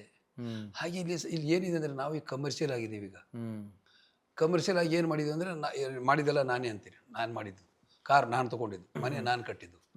ಮನೆ ಬಿದ್ದೋಯ್ತು ಅಂದ್ರೆ ಏನು ಸರ್ ಕಟ್ಟದೆ ಎಲ್ಲ ದೇವ್ರ ಆಟ ಅಂತೀವಿ, ಬಿದ್ದೋದ್ರೆ ದೇವ್ರ ಕಡೆ ವಾಲಿಸ್ತೀವಿ, ಮಾಡಿದ್ರೆ ಇದು ಸ್ವಭಾವ, ಇದು ಮನುಷ್ಯನ ಸ್ವಭಾವ. ಗ್ರೇಟ್ ಆಗಿದ್ದು ನಾನು ಅಂತೆ ನಾನು ಮಾಡಿದೆ ಸರ್, ನಾನು ತೊಗೊಂಡು 10 ಎಕರೆ ಜಮೀನು ತೊಗೊಂಡೆ, ನಾನು ಇದಾಗೋಯ್ತು. ಮತ್ತೇನದು ಏನು ಸರ್ ಎಲ್ಲ ಮಳೆ ಬಂದ ಹೊಂಟೋಯ್ತಲ್ಲ, ಏನು ಮಾಡೋದು ಸರ್ ಎಲ್ಲ ದೇವ್ರ ಆಟ. ಹೀಗೆ ಈಗ ಮನುಷ್ಯನ ಸ್ವಭಾವ ಹೇಗಿದೆ ಅಂದರೆ ಒಳ್ಳೇದೇನಾಯ್ತಾರೆ ನಾನು ಏನಾಯ್ತು, ನೀವು ಮಳೆ ಬಂದರೆ ಎಲ್ಲ ದೇವ್ರಾಟ ಸರ್, ಎಲ್ಲ ಮಳೆ ಬಂತು 100 ಚೀಲ ಆಗ್ತಿತ್ತು ಸರ್, 3 ಚೀಲನೂ ಆಗಿಲ್ಲ, ದೇವ್ರಾಟ ಅಂತೀವಿ ನಾವು. ಮೊದಲು ದೇವ್ರು ಮಾಡಿದಂತ ಅನ್ನಲ್ಲ ನಾವು. ಏನೋ ಮನೆ ಕಟ್ಟಿದ್ರೆ ಏನೋ ದೇವ್ರೇನೋ ಅವಕಾಶ ಕೊಟ್ಟ ಅನ್ನಲ್ಲ, ನಾನು ಕಟ್ಟಿದ್ದು ಸರ್, ನಾನು ಅದೇ ಬಿದ್ದೋಯ್ತು ಅಂದರೆ ಏನು ಸರ್ ದೇವ್ರಾಟ ಸರ್ ನಮ್ಮ ಕೈಗೆ. ಕರೆಕ್ಟ್ ಒಳ್ಳೇದಾದ್ರೆ ನಂದು, ಕೆಟ್ಟದಾದ್ರೆ ದೇವ್ರದು. ಅಂದರೆ ಇಲ್ಲಿ ಏನು ಗೊತ್ತಾ ಸರ್, ದೇವ್ರು ಇದ್ದಾನೆ ಅಂತ ನಾವು ಹೇಳಲ್ಲ, ಇಲ್ಲ, ಬಟ್ ನಂಬಿಕೆ ಬೇಕು. ಹೌದೌದು, ನಂಬಿಕೆನೇ ದೇವರು. ಹೌದು. ನನಗೆ ಸುಮಾರು ಸೇರಿ ನಮ್ಮಲ್ಲಿ ಹುಮನಾಬಾದ್ ಜಾತ್ರೆ ಆಗುತ್ತೆ ಪ್ರತಿ ವರ್ಷ ಜನವರಿ 26ಕ್ಕೆ. ನಾನು ಪ್ರತಿ ವರ್ಷನೂ ಹೋಗ್ತೀನಿ ಇಲ್ಲಿಂದ, ಪ್ರತಿ ವರ್ಷನೂ ಹೋಗಿ ಅವತ್ತೊಂದು ದರ್ಶನ ಮಾಡ್ಕೊಂಡು ಬರ್ತೀನಿ. ಹೋದೆ, ಗುಡಿ ಒಳಗೆ ಹೋದೆ, ನಮ್ಮ ಗಡಿ ಕೆಂಪು ಶಾಲೆ ಅಂತ ಹಚ್ತಾರೆ ವೀರಭದ್ರೇಶ್ವರ, ಕೆಂಪು ಶಾಲೆ ಹಾಕಿ ಹೂವಿನಾರ ಹಾಕಿ ಕಾಯಿ ಹೊಡೆದು ಬಂದೆ. ಮೆರವಣಿಗೆ ಬರುತ್ತೆ ಸರ್, ಮೆರವಣಿಗೆ 9 ಗಂಟೆ ಶುರು ಆದರೆ ಒಂದು 2 ಕಿಲೋಮೀಟ್ರ್ ಬರೋಕ್ಕೆ ಬೆಳಿಗ್ಗೆ 6 ಗಂಟೆ ಆಗುತ್ತೆ. ಈಗಲೂ ಅದು 9 ಗಂಟೆಗೆ ಮೆರವಣಿಗೆ ಶುರು ಆದರೆ 2 ಕಿಲೋಮೀಟ್ರ್ ಅನ್ಕೊಳ್ಳಿ, 1.5 ಕಿಲೋಮೀಟ್ರ್ 2 ಕಿಲೋಮೀಟ್ರ್ ಬರೋಕ್ಕೆ ಬೆಳಿಗ್ಗೆ 6 ಗಂಟೆ ಆಗುತ್ತೆ. ಯಾಕೆ ಅಷ್ಟು ಸ್ಲೋ? ಅಂದರೆ ಜನಗಳು ಭಕ್ತರು ನೀರು ಹಾಕೋದು, ಇದು ಮಾಡಿ ಕಾಯಿ ಹೊಡೋದು, ಶಾಲೆ ಹಾಕೋದು, ಹೂವಿನ ಹಾರ ಹಾಕೋದು, ಅಷ್ಟು ಇದಿದೆ. ನನಗೇನಾಯ್ತು, ಒಂದು 5-6 ವರ್ಷದ ಹಿಂದೆ ಹೋದ ತಕ್ಷಣ ಕಾಯಿ ಹೊಡೆದೆ ಬಂದೆ. ಇಲ್ಲಿ ಗುಡಿ ಇದೆ, ಕಾಯಿ ಹೊಡೆದೆ ಇಲ್ಲಿ ಬಂದೆ, ಮೆರವಣಿಗೆ ಹಿಂಗೆ ಬರ್ತಾ ಇದೆ. ಅಲ್ಲಿ ಏನು ಮಾಡ್ತಾರೆ ಅಂದರೆ ದೇವರು ಮೆರವಣಿಗೆ ಬರೋ ಮುಂಚೆಯಲ್ಲಿ ಒಂದು ಕಡೆ ನಿಲ್ಲಿಸ್ತಾರೆ, ಜಾಗ ಗುರುತು ಮಾಡ್ತಾರೆ. ಇಲ್ಲಿ ನಿಲ್ಲಿಸಿದ್ರೆ ಇಷ್ಟು ಮನೆಗಳು ಕಾಯಿ ಹೊಡಿತಾರೆ ಅಂತದೆ. ಅಲ್ಲಿ ಏನು ಮಾಡ್ತಾರೆ, ಅಲ್ಲಿ ಹೋಗಿ ಯಾರು ಈ ಚಪ್ಪಲಿ ಕಾಲಿ ದಾಟಬಾರ್ದು. ನನ್ನ ಕಾಲ ಚಪ್ಪಲಿ ಇತ್ತು, ನಾನೇನು ಮಾಡಿದೆ ನಂಗೆ ಗೊತ್ತಾಗಲಿರೋದು. ಈ ಸ್ಕೂಲ್ ಹುಡುಗರು ಇರ್ತಾರೆ 10ನೇ ಕ್ಲಾಸ್ ಅಂತ ಹುಡುಗರು ಏನು ಮಾಡ್ತಾರೆ, ನೇಮಿಸ್ತಾರೆ, ಯಾರು ಬರಬೇಡಿ ಕೈ ಹಿಡ್ಕೊಂಡು ನಿಂತಿರ್ತಾರೆ. ನಾನೇನು ಮಾಡಿದೆ, ಯಾವುದೋ ಧ್ಯಾನದಲ್ಲಿ ಬರ್ತಾ ಅಲ್ಲಿ ನೀರು ಹಾಕಿದ್ದಾರೆ, ರಂಗೋಲಿ ಹಾಕಿದ್ದಾರೆ, ನನಗೆ ಅದು ಗೊತ್ತಾಗಲಿಲ್ಲ, ಜನ ಜಾಸ್ತಿ ಇತ್ತು. ನಾನೇನು ಮಾಡಿದೆ, ಬಂದು ಹಿಂಗೆ ಮಾಡ್ಕೊ ಜಿಗಿದ್ಬಿಟ್ಟೆ.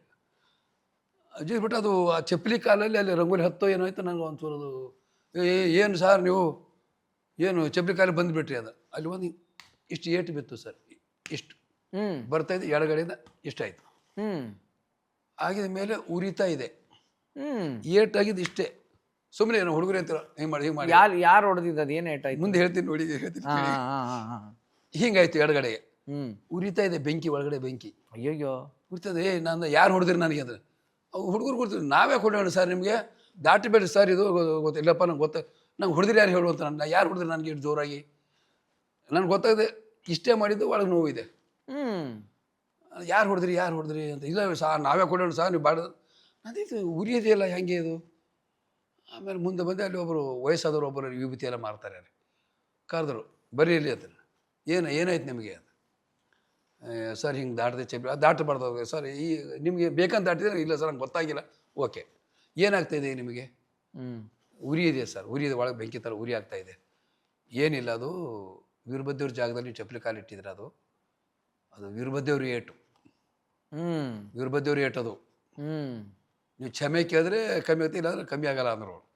ನಾನು ಕೇಳ್ತೀನಿ, ತಪ್ಪೇನೆ, ನಾನು ಬೇಕಂತ ಬಂದಿಲ್ಲ, ನಾನು ಹೌದು ಅದು ಬಂತದು. ಒಂದು 5 ನಿಮಿಷದಾಗ ಮೆರವಣಿಗೆ ಒಂದು ಬಂತ ತಕ್ಷಣ ನಾನು ನಮಸ್ಕಾರ ಮಾಡಿದೆ, ತಂದೆ ತಪ್ಪಾಯಿತು, ನಂಗೆ ಗೊತ್ತಾಗಲಿಲ್ಲ, ಕ್ಷಮಿಸಿ ಬಿಡೋದು, ಕಮ್ಮಿ ಆಗೋಯ್ತು.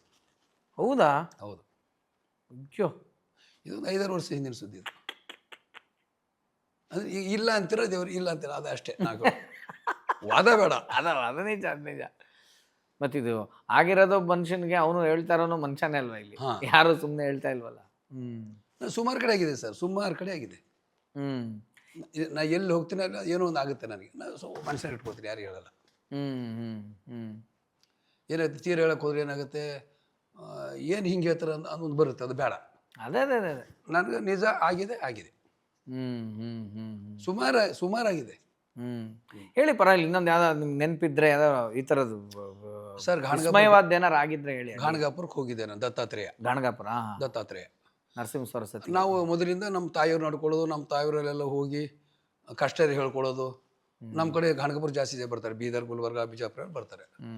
ನನಗೆ ತುಂಬ ಒಂಥರ ಇಕ್ಕಟ್ಟಿನ ಪರಿಸ್ಥಿತಿ, ಏನು ಮಾಡೋಕೆ ಆಗ್ತಾ ಇಲ್ಲ.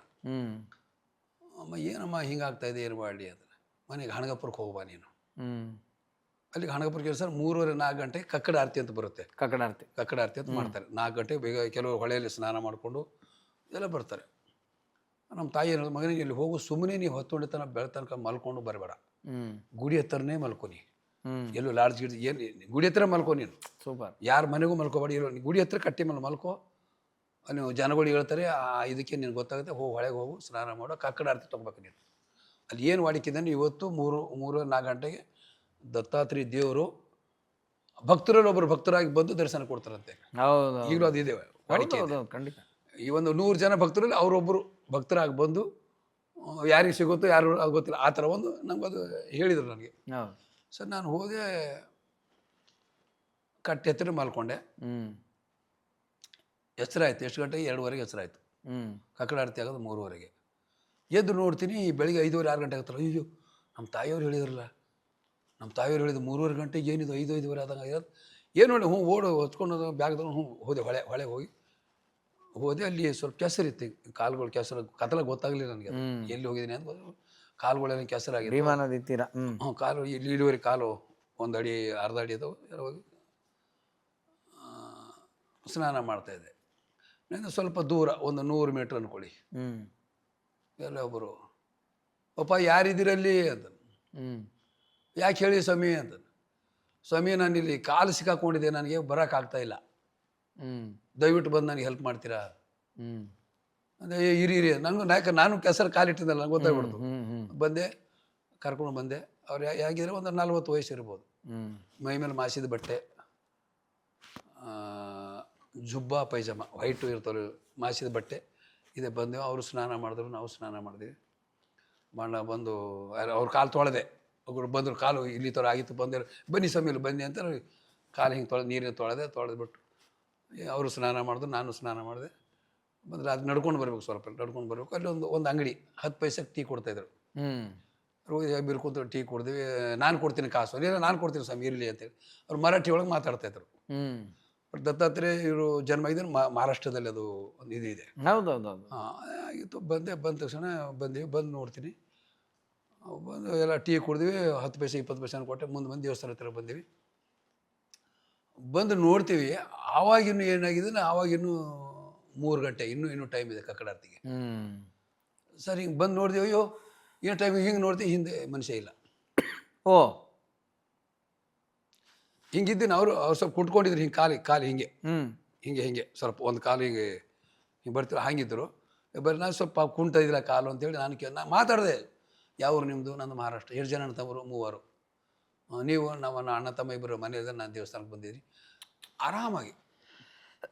ಅಂಕಲ್ ಅಲ್ಲೇ ಆಗೋಯ್ತಲ್ಲ ಅಂಕಲ್, ಉತ್ತರ ಸಿಕ್ಕಿದೆಲ್ಲ ನಿಮಗೆ. 3 ಜನ ಅಣ್ಣ ತಮ್ಮರು. ದತ್ತ 3 ಅಲ್ವಾ? ಒಬ್ಬ ಬಂದಿದ್ದೀನಿ, 2 ಅಂತ ಹೇಳಿದ್ದಾರೆ. ಮನೆಯಲ್ಲಿ ರೈತರು ಕೆಲಸ ಮಾಡ್ತಾರೆ, ನಾನು ದೇವಸ್ಥಾನಕ್ಕೆ ಬರಬೇಕಲ್ಲ, ಅದಕ್ಕೆ ಇವತ್ತು ಬಂದಿದ್ದೀನಿ. ಭಾಳ ಖುಷಿ ಆಯಿತು. ಪಾಪ ನೀವು ನಾನು ಸಹಾಯ ಮಾಡಿದ್ರಿ, ಕಾಲು ತೊಳೆ. ಅಯ್ಯೋ ಬಿಡಿ ಸ್ವಾಮಿ, ಯಾರಿದ್ರಿ ಪಾಪ.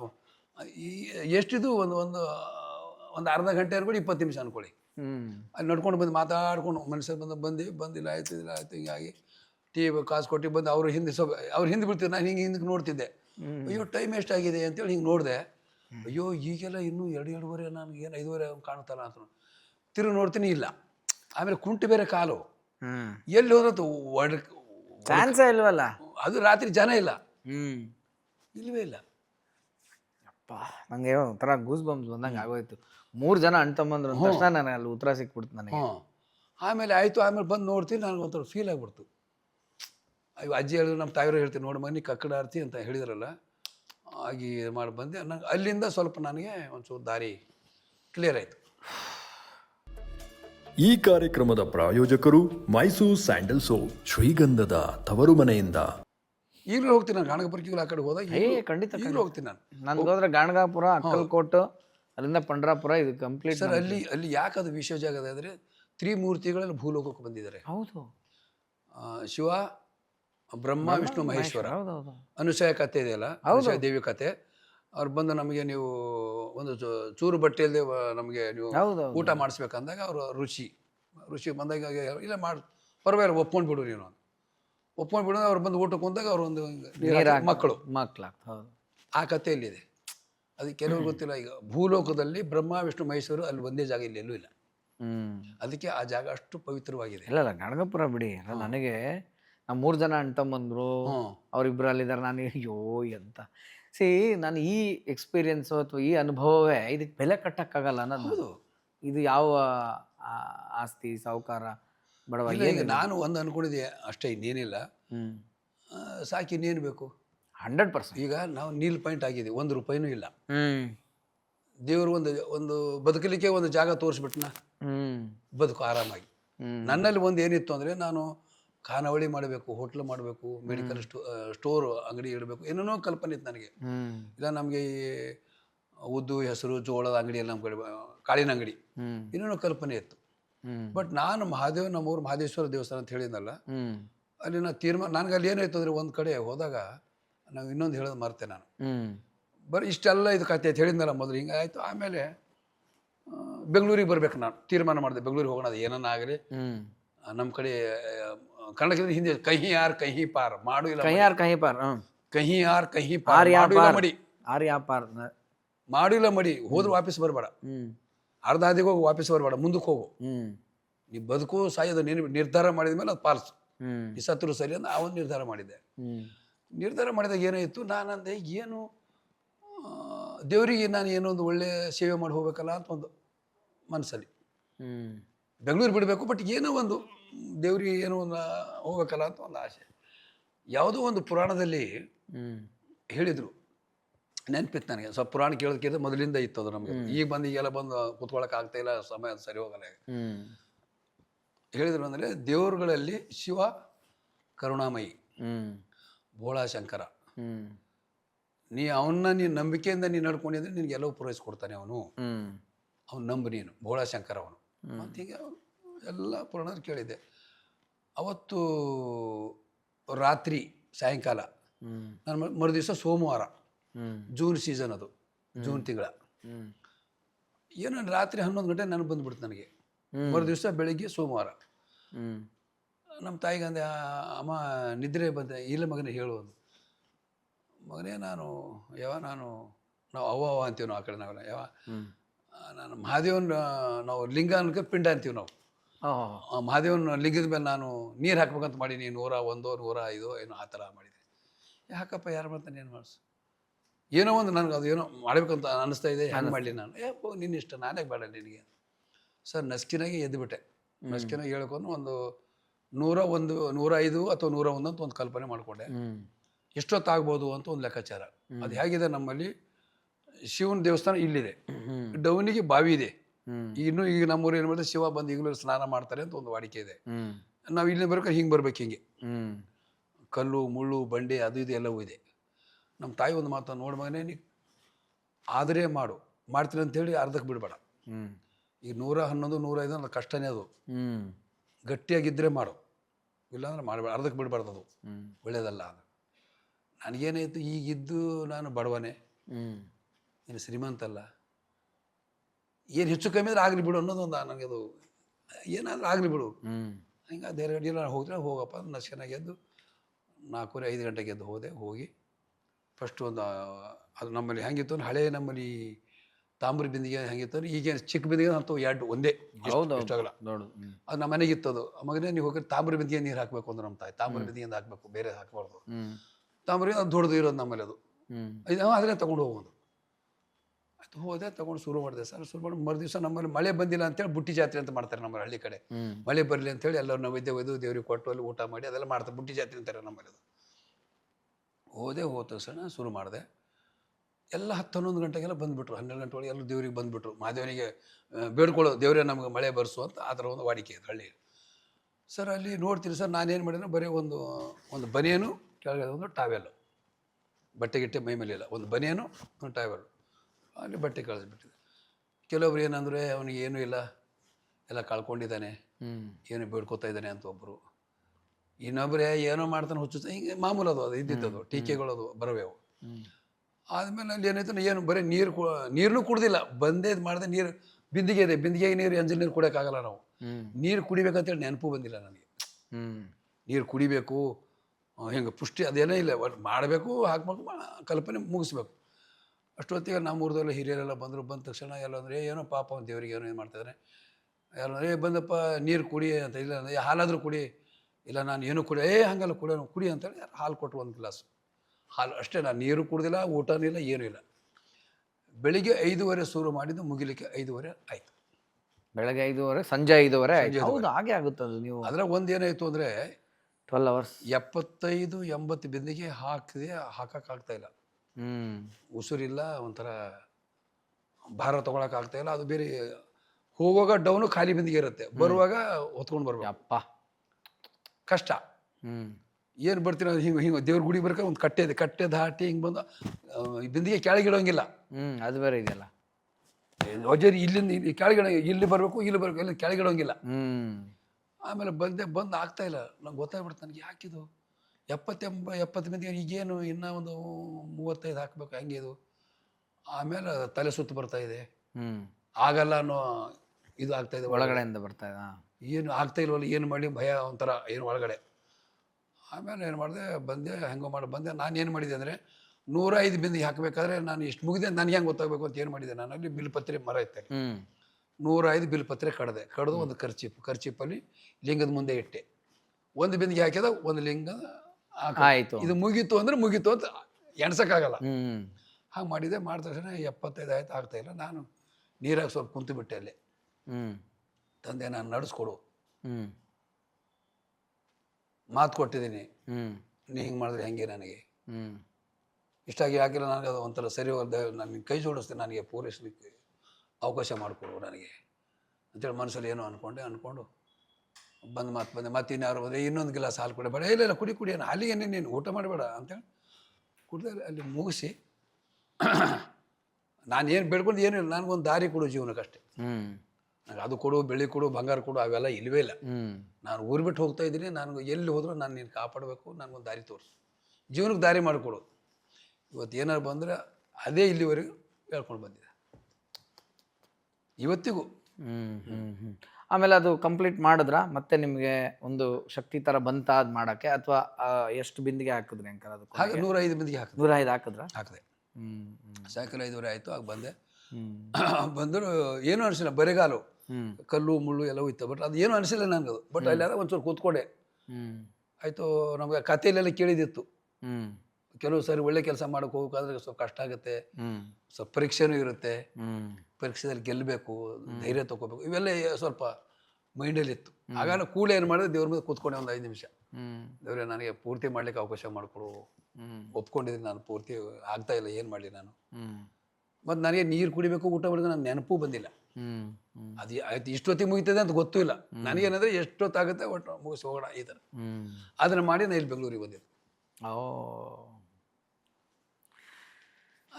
ಅಲ್ಲಿಂದ ಇಲ್ಲಿಗೆ ಜರ್ನಿ ಬಂದು ನಿಲ್ಲಿಸಿದೆ. ಇದೆ ಸರ್, ಹೇಳ್ತೀನಲ್ಲ, ಇಲ್ಲಿ ಇವತ್ತಿಗೂ ಇದೆ ಸರ್. ಯಾರು ನಂಬೋದು ಬಿಡ್ಬೋದು, ಅವ್ರವ್ರ ಭಾವನೆಗಳು, ಬಟ್ ನನಗಂತೂ ಇದೆ ಅದು. ಐತಿ ಕೆಲವೊಂದು ಏನು ಮಾಡ್ತೀವಿ ನಾವೀಗ, ಜ್ಯೋತಿಷ ಅಂತೀವಿ. ಜ್ಯೋತಿಷರಲ್ಲಿ ಕೆಲವೊಂದು ಇದು ಇದೆ, ನಾವು ಇಲ್ಲ ಅಂತಲೂ ಹೇಳೋಕ್ಕಾಗಲ್ಲ, ಬಟ್ ಅದು ಅವ್ರವ್ರಿಗೆ ಗೊತ್ತಾಗ್ಬಿಡುತ್ತೆ. ನಾವು ಏನೋ ಒಂದು ಹೇಳಿದ್ರೆ ಇವ್ರು ಸುಳ್ಳು ಹೇಳ್ತಾ ಇದ್ರೆ ಅಂತ ಗೊತ್ತಾಗ್ಬಿಡುತ್ತೆ. ಹೌದು. ಈಗ ನಮ್ಮ ಗುರುವಿನ ಕೂಡ ನಮ್ಮಲ್ಲಿ ಒಬ್ಬರು ಸ್ವಂತದಲ್ಲಿ ಒಬ್ರು ಗುರುಗಳಿದ್ದಾರೆ, ಶರಣ ಶಂಕರಲಿಂಗ ಅಂತೇಳಿ. ಊರ ಹೆಸರೇ ಸ್ವಂತ. ಗುಲ್ಬರ್ಗ ಡಿಸ್ಟಿಕ್ಕು, ಕಮಲಾಪುರ ಅಂತ ಹೇಳಿ ಬರುತ್ತೆ, ಹೋಗೋ ಬೀದರ್ ದಾರಿಯಲ್ಲಿದೆ. ಸ್ವಂತ ಅಂತೇಳಿ ಊರ ಹೆಸರು. ಅಲ್ಲಿ ಆಶ್ರಮ ಇದೆ. ಆಶ್ರಮದಲ್ಲಿ ಹೆಂಗಿದೆ ಅಂತಂದರೆ, ಮೊದಲು ಒಬ್ಬರು ಗುರುಗಳಿದ್ದರು. ಅವ್ರ ಗುರುಗಳು ದೇಹ ಬಿಡಬೇಕಾದ್ರೆ ಈಗಿದ್ದು ಗುರುಗಳ ತಾಯಿಗೆ ಅವ್ರು ಕೇಳಿದ್ದಾರೆ. ಈಗಿದ್ದು ಗುರುಗಳ ತಾಯಿನೇ 2 ಎಕರೆ ಜಮೀನು ಕೊಟ್ಟಿದ್ದವ್ರಿಗೆ, ಮೊದಲಿನ ಗುರುಗಳಿಗೆ ಕೊಟ್ಟ. ಅವ್ರು ಹೋಗಿ ಅವ್ರು ಹೇಳಿದ್ದಾರೆ, ಇಲ್ಲಮ್ಮ ಇನ್ನು 1 ವಾರ ಬಿಟ್ಟು ನಾವು ಹೋಗಬೇಕಾಗುತ್ತೆ, ನಮ್ಮ ಕರೆ ಬಂದಿದೆ, ಇರೋಕ್ಕಾಗಲ್ಲ ಅಂತ ಹೇಳಿದ್ದಾರೆ. ಅಂದಾಗ ಅವ್ರ ತಾಯಿ ಅನ್ಕೆ, ಈಗಿದ್ದು ಗುರುಗಳ ತಾಯಿ, ಮತ್ತೆ ಹೆಂಗ್ರಿ ಅಪ್ಪವ್ರೆ, ಮತ್ತೆ ಇದಕ್ಕೆ ಜಾಗ ಹೆಂಗೆ, ನೀವು ಹೋದ್ರೆ ಹೆಂಗೆ ಮಾಡೋಣ ಇದು, ನಾವು ನಿಮ್ಗಂತ ಕೊಟ್ಟಿವಿ ನಾವು, ಬಟ್ ಇಲ್ಲಿ ನಿಭಾಯಿಸೋದು ಹೇಗೆ, ಏನು ಬಿಡಮ್ಮ, ಇನ್ನೊಂದು 4 ವರ್ಷ ಬಿಟ್ಟು ನಾನೇ ಬರ್ತೀನಿ ಬಿಡು ಅಂತ. ಯಾರಿಗೆ ಇದು ಮಾಡಬೇಡಿ, ನೀವೇ ಯಾವ ಪೂಜೆ ಯಾವಾಗಾರ ಮಾಡಿ, ನೀವು ದಿನ ಮಾಡಿ ನಿಮ್ಮ ಇಷ್ಟ. ವಾರಕ್ಕೊಂದ್ಸರಿ ಸೋಮವಾರ ಮಾಡಿ ಬಿಟ್ಟು ಹೋಗಿದ್ದಾರೆ. 4 ವರ್ಷ ಆದಮೇಲೆ ಈಗೇನು ಇದ್ದು ಗುರುಗಳು ಚಿಕ್ಕವ್ರು ಅವಾಗ 5 ವರ್ಷ ಅವರಿಗೆ, ಅವ್ರ ಗುರುಗಳು ದೇವರು 5 ವರ್ಷ, ಇವ್ರಿಗೆ 4 ವರ್ಷ, 9 ವರ್ಷ ಗುರುಗಳಾಗಿದ್ದಾರೆ. ಪೀಠ ಅಲ್ಲ ಅದು, ಪೀಠ ಅಲ್ಲ, ದಿಗಂಬರ ದತ್ತಾತ್ರೇಯ ಅವತಾರ ಆ ಥರ. ಅದಕ್ಕೆ ನಮ್ಮ ಮೊದಲಿನ ಗುರುಗಳು ಏನಾಗಿದೆ ಅಂದರೆ, ಮೊದಲಿನ ಗುರುಗಳು ತಪಸ್ಸೆ ಮಾಡಿ ನಮ್ಮಲ್ಲೊಂದು ಬಕ್ಕಪ್ರಭು ಅಂತ ಹೇಳಿದೆ, ಕರಕನಹಳ್ಳಿ ಬಕ್ಕಪ್ರಭು ಅಂತೇಳಿ. ಅಲ್ಲಿ ಅವರು ತಪಸ್ಸೆ ಮಾಡಿದಾಗ ಅವರು ಪ್ರತ್ಯಕ್ಷ ಆಗಿದ್ದಾರೆ. ಅವರಿಗೆ ಏನು ಇದೆ ಅಂದರೆ, ಏನು ಬೇಕು ಹೇಳಿ ನಿನಗೆ, ಏನೋ ಅವ್ರು ಏನು ಕೇಳ್ಕೊಂಡಿದ್ರೆ ಗೊತ್ತಿಲ್ಲ, ಹಿಂಗೆ ಬೇಕು ನನಗೆ, ನಾನು ಏನು ಅಂದಿದಾಗ, ಇಲ್ಲ ನಿನಗೆ ವ್ಯಾಮೋಹ ಇದೆ, ನಿನಗೆ ಏನು ಕೊಡೋಕ್ಕಾಗಲ್ಲ ನಿನಗೆ. ಇಲ್ಲ ವ್ಯಾಮೋಹ ಇದೆ ನಿನಗೆ, ಇಲ್ಲ ವ್ಯಾಮೋಹ ಇಲ್ಲ, ಇದೆ ವ್ಯಾಮೋಹ ಇದೆ ನಿನಗೆ, ಆಸೆಗಳು ಇಟ್ಕೊಂಡಿದೆ ನೀನು, ಆಸೆಗಳು ತ್ಯಜಿಸಿದ್ರೆ ಮಾತ್ರ ನಿನಗೆ ಏನಾದರೂ ಕೊಡ್ಲಿಕ್ಕೆ ಸಾಧ್ಯ, ಹೇಳಕ್ಕೆ ಸಾಧ್ಯ ಆಗಲ್ಲ. ಏನು ಮಾಡ್ಬೇಕು ನಾನು, ನಿನಗೆ ಆಸೆ ಇಲ್ಲ ಅಂದರೆ ಮೈ ಮೇಲೆ ಬಟ್ಟೆ ಕಳ್ಸಿ ದಿಗಂಬರಾಗಿ ಇರಬೇಕು ನೀನು ಅಂಥೇಳಿ ಒಂದು ವರ ಕೊಟ್ಟಿದ್ದಾರೆ. ಅವ್ರ ಗುರುಗಳು, ಈಗಿದ್ದು ಗುರುಗಳು, ಮಧ್ಯ ಗುರುಗಳಿಗೆ ಅವ್ರು ವರ ಕೊಟ್ಟಿದ್ದಾರೆ. ಅವರು ಏನು ಮಾಡಿದ್ರೆ, ಅವ್ರಿಗೆ ಶಿಷ್ಯ ಆಗಬೇಕು ಅಂತೇಳಿ ಮೊದಲಿನ ಗುರುಗಳಿಗೆ ಹೇಳಿದರೆ ಅವ್ರು ಒಪ್ಪಲಿಲ್ಲ. ಸುಮಾರು ಸರಿ ಬಡಿಗೆ ತಾನು ಕೆಲಸ ಮಾಡೋದು. ಏನಾಗಬೇಕು, ನಾನು ನಿಮ್ಮ ಶಿಷ್ಯ ಆಗಬೇಕು, ಹೌದಾ ಸರಿ, ಒಂದು ತಲವಾರು ಮಾಡ್ಕೊಂಡು ಬಾ, ಸೌದೆ ಅದು ಕಟ್ಟಿಗೆದು ಚಿಕ್ಕ ತಲವಾರು ನೋಡೋದು, ಇಲ್ಲ ಚೆನ್ನಾಗಿಲ್ಲ, ಇನ್ನೊಂದು ಮಾಡ್ಕೊಂಡು ಬಾ. ಇವ್ರ ಕೆಲಸದಲ್ಲೇ ಪ್ರವೀಣ್ರಿ ಇವರು. ಇವ್ರಿಗೇನು ಶಿಷ್ಯ ಆಗಬೇಕು ಅಂತ ಇವ್ರ ಆಸೆ. ಇದೆಲ್ಲ ಬಿಟ್ಟು ಅವರು ಸಂಸಾರಿ ಬಿಟ್ಟು ಇದಕ್ಕೆ ಬರ್ಬೇಕಂತ ಆಸೆ. ಸುಮಾರು ಸಾರಿ ಅವ್ರು ಹಿಂಗೆ ಮಾಡ್ಕೊಂಡು ಬಂದಾಗ ಕೂಡ ಇವ್ರು ತುಂಬ ಭಾಳ ಇದು ಹಿಂಗಂದ್ರೆ ಎಲ್ಲ ಕರೆಕ್ಟಾಗಿ ಮಾಡಿ, ಚೆನ್ನಾಗಿಲ್ಲ ಆಯಿತು. ಇವ್ರು ಹೋಗಿ ಒಬ್ರಿಗೆ ಕೇಳಿದ್ರು, ನಾನು ಎಷ್ಟು ಚೆನ್ನಾಗಿ ಮಾಡ್ತೀನಿ, ನನಗೆ ಗೊತ್ತು, ಕಸಬ್ ಗೊತ್ತು, ಗುರುಗಳು ಯಾಕೆ ಒಪ್ತಾ ಇಲ್ಲ, ಇದು 4-5 ತಲವಾರು ಮಾಡಿ ಒಪ್ತೀವಿ, ಚೆನ್ನಾಗಿ, ಇದು ಹಿಂಗಿದೆ, ಅದು ಏನೋ ಒಂದು ಹೇಳ್ತಾ ಇದ್ದಾರೆ ಅಂದಾಗ ಒಬ್ಬರು ಅನ್ನತ್ತೆ, ಇಲ್ಲ ಅದು ಸತ್ವ ಪರೀಕ್ಷೆ ಇದೆ, ಸತ್ವ ಪರೀಕ್ಷೆ ನೀನು ಗೆಲ್ಲಬೇಕು, ಕಸಬು ಮುಖ್ಯ ಅಲ್ಲ, ಇಲ್ಲಿ ಕಸಬು ಮುಖ್ಯ ಅಲ್ಲ, ಗುರುವಾಕ್ಯ ಪರಿಪಾಲನೆ ಮಾಡಬೇಕು.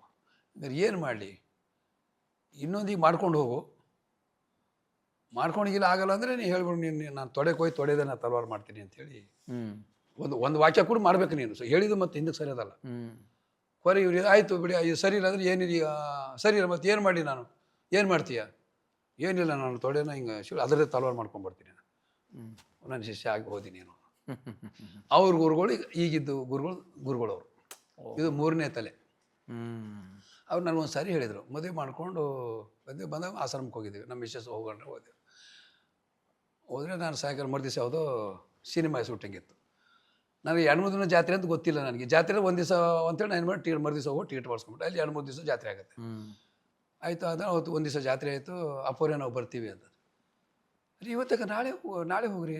ಇಲ್ಲಪ್ಪ ನಾನು ಟಿಕೆಟ್ ತೆಗಿಸಿದ್ದೀನಿ, ನಾನು ಟಿಕೆಟ್ ಕ್ಯಾನ್ಸಲ್, ನಾನು ಟಿಕೆಟ್ ಮಾಡಿಸಿ ಕಳಿಸ್ತೀನಿ, ಏನು ತಲೆ ಕೆಡಿಸ್ಕೊಬೇಡಿ ನೀವು. ಇಲ್ಲಪ್ಪ ನಾಳೆ ಶೂಟಿಂಗ್ ಇದೆ. ಏನಿದೆ, ನಾಳೆ ಶೂಟಿಂಗ್ ಇದೆ ಅಪ್ಪವ್ರೆ, ಡೇಟ್ ಕೊಟ್ಟಿದ್ದಾರೆ ಅಂದೆ. ನಾಳೆ ಡೇಟ್ ಇದೆ, ಏನು ಡೇಟ್, ಶೂಟಿಂಗ್ ಡೇಟ್ ಕೊಟ್ಟಿದ್ದಾರೆ. ಶೂಟಿಂಗ್ ಆಗುತ್ತಾ ಅಂತ ಕೇಳಿದ್ರು ನನಗೆ ಅವರು. ಅಪ್ಪವ್ರೆ ಡೇಟ್ ಕೊಟ್ಟಿದ್ದಾರೆ, ಶೂಟಿಂಗ್ ಆಗುತ್ತಾ ಅಪ್ಪ ಡೇಟ್ ಕೊಟ್ಟ ಮೇಲೆ ಆಗುತ್ತೆ. ನನಗಂಗಿಲ್ಲ, ನೀವು ಡೇಟ್ ಕೊಟ್ಟಿದ್ದಾರಲ್ಲ, ಶೂಟಿಂಗ್ ಆಗುತ್ತಾ ಗೊತ್ತಿಲ್ಲ. ಇರ್ರಿ, ನಾಳೆ ನಾನು ಟಿಕೆಟ್ ತೆಗೆಸ್ಕೊಡ್ತೀನಿ ಅಂದ್ರೆ ನಮ್ಮ ಮನೆಯವ್ರದ್ದು ಬೇಡ, ಅಪ್ಪವ್ರು ಹೇಳ್ತಾರೆ ಆಗಲ್ಲ ಸುಮ್ಮನೆ. ನನಗೆ ಯಾಕಂದ್ರೆ ಡೇಟ್ ಕೊಡ್ಬೇಕು ಬರ್ಬೇಕು, ನಮ್ಮ ಸಿನಿಮಾ ಶೂಟಿಂಗ್ ಶೆಡ್ಯೂಲ್ ಆಧ್ಯಾತ್ಮಿಕ ಹೋಯ್ತು, ನಾವು ಇದಕ್ಕೆ ಹಚ್ಚಕ್ಕಾಗಲ್ಲ. ಹೌದೌದು. ನಮ್ಮ ಗುರುಗಳು ಹೇಳಿದ್ರೆ ಏನೇ ಗುರುಗಳು ಹೇಳಿದ್ರಂತೆ ನಮ್ಗೆ ಅಂತಂದ್ರೆ ಏನು ಮಾಡಬೇಕು, ಈ ಒಂದು ಭಯ. ಇಲ್ಲ ಅಪ್ಪವ್ರೆ ತಪ್ಪು ತಿಳ್ಕೊಬೇಡಿ ಅಪ್ಪವ್ರೆ, ಡೇಟ್ ಕೊಟ್ಟಿದ್ದು ನಮ್ಮಲ್ಲಿ ಹೆಂಗೆ ಸೇಮ್ ಬರಲಿಲ್ಲ ಅಂದರೆ ಅದು ತಪ್ಪಾಗುತ್ತೆ, ಮತ್ತು ಏನು ಬೇರೆ ಕೈ ಕೊಟ್ಟರು ಇವೆಲ್ಲ ಆಗ್ತಾವಪ್ಪವ್ರೆ. ಹೌದಾ, ಹೋಗಲೇಬೇಕಾ ನೀವು, ಪ್ರೀತಿಯಿಂದನೇ ಹೇಳಿದ್ರು, ಅದೇನಿಲ್ಲ. ಹೌದಪ್ಪವ್ರೆ ಹೋಗ್ಬೇಕು, ಆಯಿತು ಹೋಗಿ 400 ರೂಪಾಯಿ ದಂಡ ಕೊಟ್ಟು ಹೋಗಿದ್ರೆ ಹೋಗ್ರಿ, ಯಾರು ಬೇಡ ಅಂತಾರೆ ನಿಮಗೆ ಅಂದರು. 400 ರೂಪಾಯಿ ದಂಡ ಅಂತಾರೆ, ಆಯ್ತಪ್ಪರ ತೆಲಂಗಾಣದ ಅಷ್ಟು ಹೋಗಲಿಲ್ಲ. ಆಯ್ತಪ್ಪರ ಬಂದು ಹೋದೆವು. ನಾವಿದು ಮಾತಾಡಿದ್ದು ಅವ್ರ ಜೊತೆ 4-4:15 ಮಧ್ಯಾಹ್ನ. ನಮ್ಮ ಗಾಡಿ ಇರೋದು ರಾತ್ರಿ 10 ಗಂಟೆಗೆ ಟ್ರೈನ್. ಸರಿ, ಇಲ್ಲಿ ಬಂದಿವಿ. ಟಿಕೆಟ್ ವೇಟಿಂಗಲ್ಲಿತ್ತು, ಸೀಟ್ ಆಗಿರಲಿಲ್ಲ. ಬಂದ ತಕ್ಷಣನೇ ಕೂಡಲೇ ಬಂದುಬಿಟ್ಟು ಟಿ ಒಂದು 5-10 ನಿಮಿಷದಲ್ಲಿ ಬಂದು ಟಿಕೆಟ್ ತಗೊಳ್ಳಿ ಸರ್ ಅಂತ ಕೊಟ್ಟ. ತೊಗೊಂಡು ಸರ್ ಅದು ನಮ್ಮ ಟಿಕೆಟ್ ವೇಟಿಂಗ್ ಇತ್ತು, ಸ್ವಲ್ಪ ಶೀಟ್ ಮಾಡಿಕೊಡಿ ಸರ್. ಬರ್ದಿದ್ದೀನಿ ನೋಡಿ ನಾನು, ಅಲ್ಲಿ ಕೊಡಿ, ನಿಮ್ದು 200, ಅವ್ರದ್ದು 200, 400 ರೂಪಾಯಿ ಕೊಡಿ. ಇದು ನಮ್ಗೆ ಹೇಳಿದ ಗುರುಗಳು 4 ಗಂಟೆಗೆ, 4-4:15. ನಮಗೆ ಇದಾಗಿದೆ 10 ಗಂಟೆಗೆ. ಸರಿ, ಇದು ಏನು ಹೇಗೆ ಇದು, ಈಗ ನಮಗೆ ಆಗಿದೆಯಲ್ಲ, ಬೇರೆಯವ್ರ ಕತೆ ಬೇರೆ ಆಗಿದೆ ಅಂತೆ ಬೇರೆ. ಇದಕ್ಕೆ ಹಂಗೆ ಮತ್ತು ನೆಕ್ಸ್ಟ್ ಡೇ ಬಂದರೆ ಶೂಟಿಂಗ್ ಇತ್ತಾ? ಶೂಟಿಂಗ್ ಕ್ಯಾನ್ಸಲ್ ಆಗಿತ್ತು. ಅಯ್ಯೋ, 400 ರೂಪಾಯಿ ದಂಡನೂ ಕೊಟ್ಟು ಮಾರೋ ದಿನ ಶೂಟಿಂಗೂ ಇಲ್ಲ. ಅದನ್ನು ಅವ್ರು ಮೊದಲೇ ಹೇಳಿದರು. ಹೌದು. ಆಮೇಲೆ ಅವ್ರದ್ದೇ ಒಂದು ಈಗ ಇದ್ದಾರೆ, ಅವ್ರಿಗೆ ಗುಲ್ಬರ್ಗದಲ್ಲಿ ಇದ್ದಾರೆ. ಅವ್ರು ಡ್ರೈವರ್. ಹ್ಮ್ ಅವ್ರು ಇಷ್ಟೇ ಇದ್ದಾರೆ, ಹ್ಮ್ ಇಷ್ಟೇ ಒಂದು ಇಷ್ಟ ಇದ್ದಾರೆ. ಈಗ ಅವ್ರಿಗೆ ಒಂದು 30 ವಯಸ್ಸೀಗ, ಅವ್ರು ಆಗಿದ್ದು 9 ವರ್ಷದ ಗುರುಗಳು. ಅವ್ರು ಡ್ರೈವರ್ ಏನು ಮಾಡಿದ್ದಾನೆ ಅಪ್ಪರೇ, ಮತ್ತು ಅವ್ನು ಏನು ಹಂಗಂದ್ರೆ ಈ ಆಶ್ರಮ ಇಲ್ಲಿದೆ, ಹೊಳೆ ಇಲ್ಲಿದೆ, ಹೊಳೆ ಹಿಂಗೆ ಹೋಗ್ತದೆ. ಅವ್ರು ಡ್ರೈವರ್ ಇಲ್ಲಿಂದ ಹೋದ್ರೆ ಹೊಳೆ ದಾಟಿ ಅವ್ರ ಊರಿಗೆ ಹೋಗ್ಬೇಕು. ಡ್ರೈವರ್ ಮಳೆ ಸಿಕ್ಕಾಪಟ್ಟೆ ಬರ್ತಾಯಿದೆ. ಬಂದ ತಕ್ಷಣ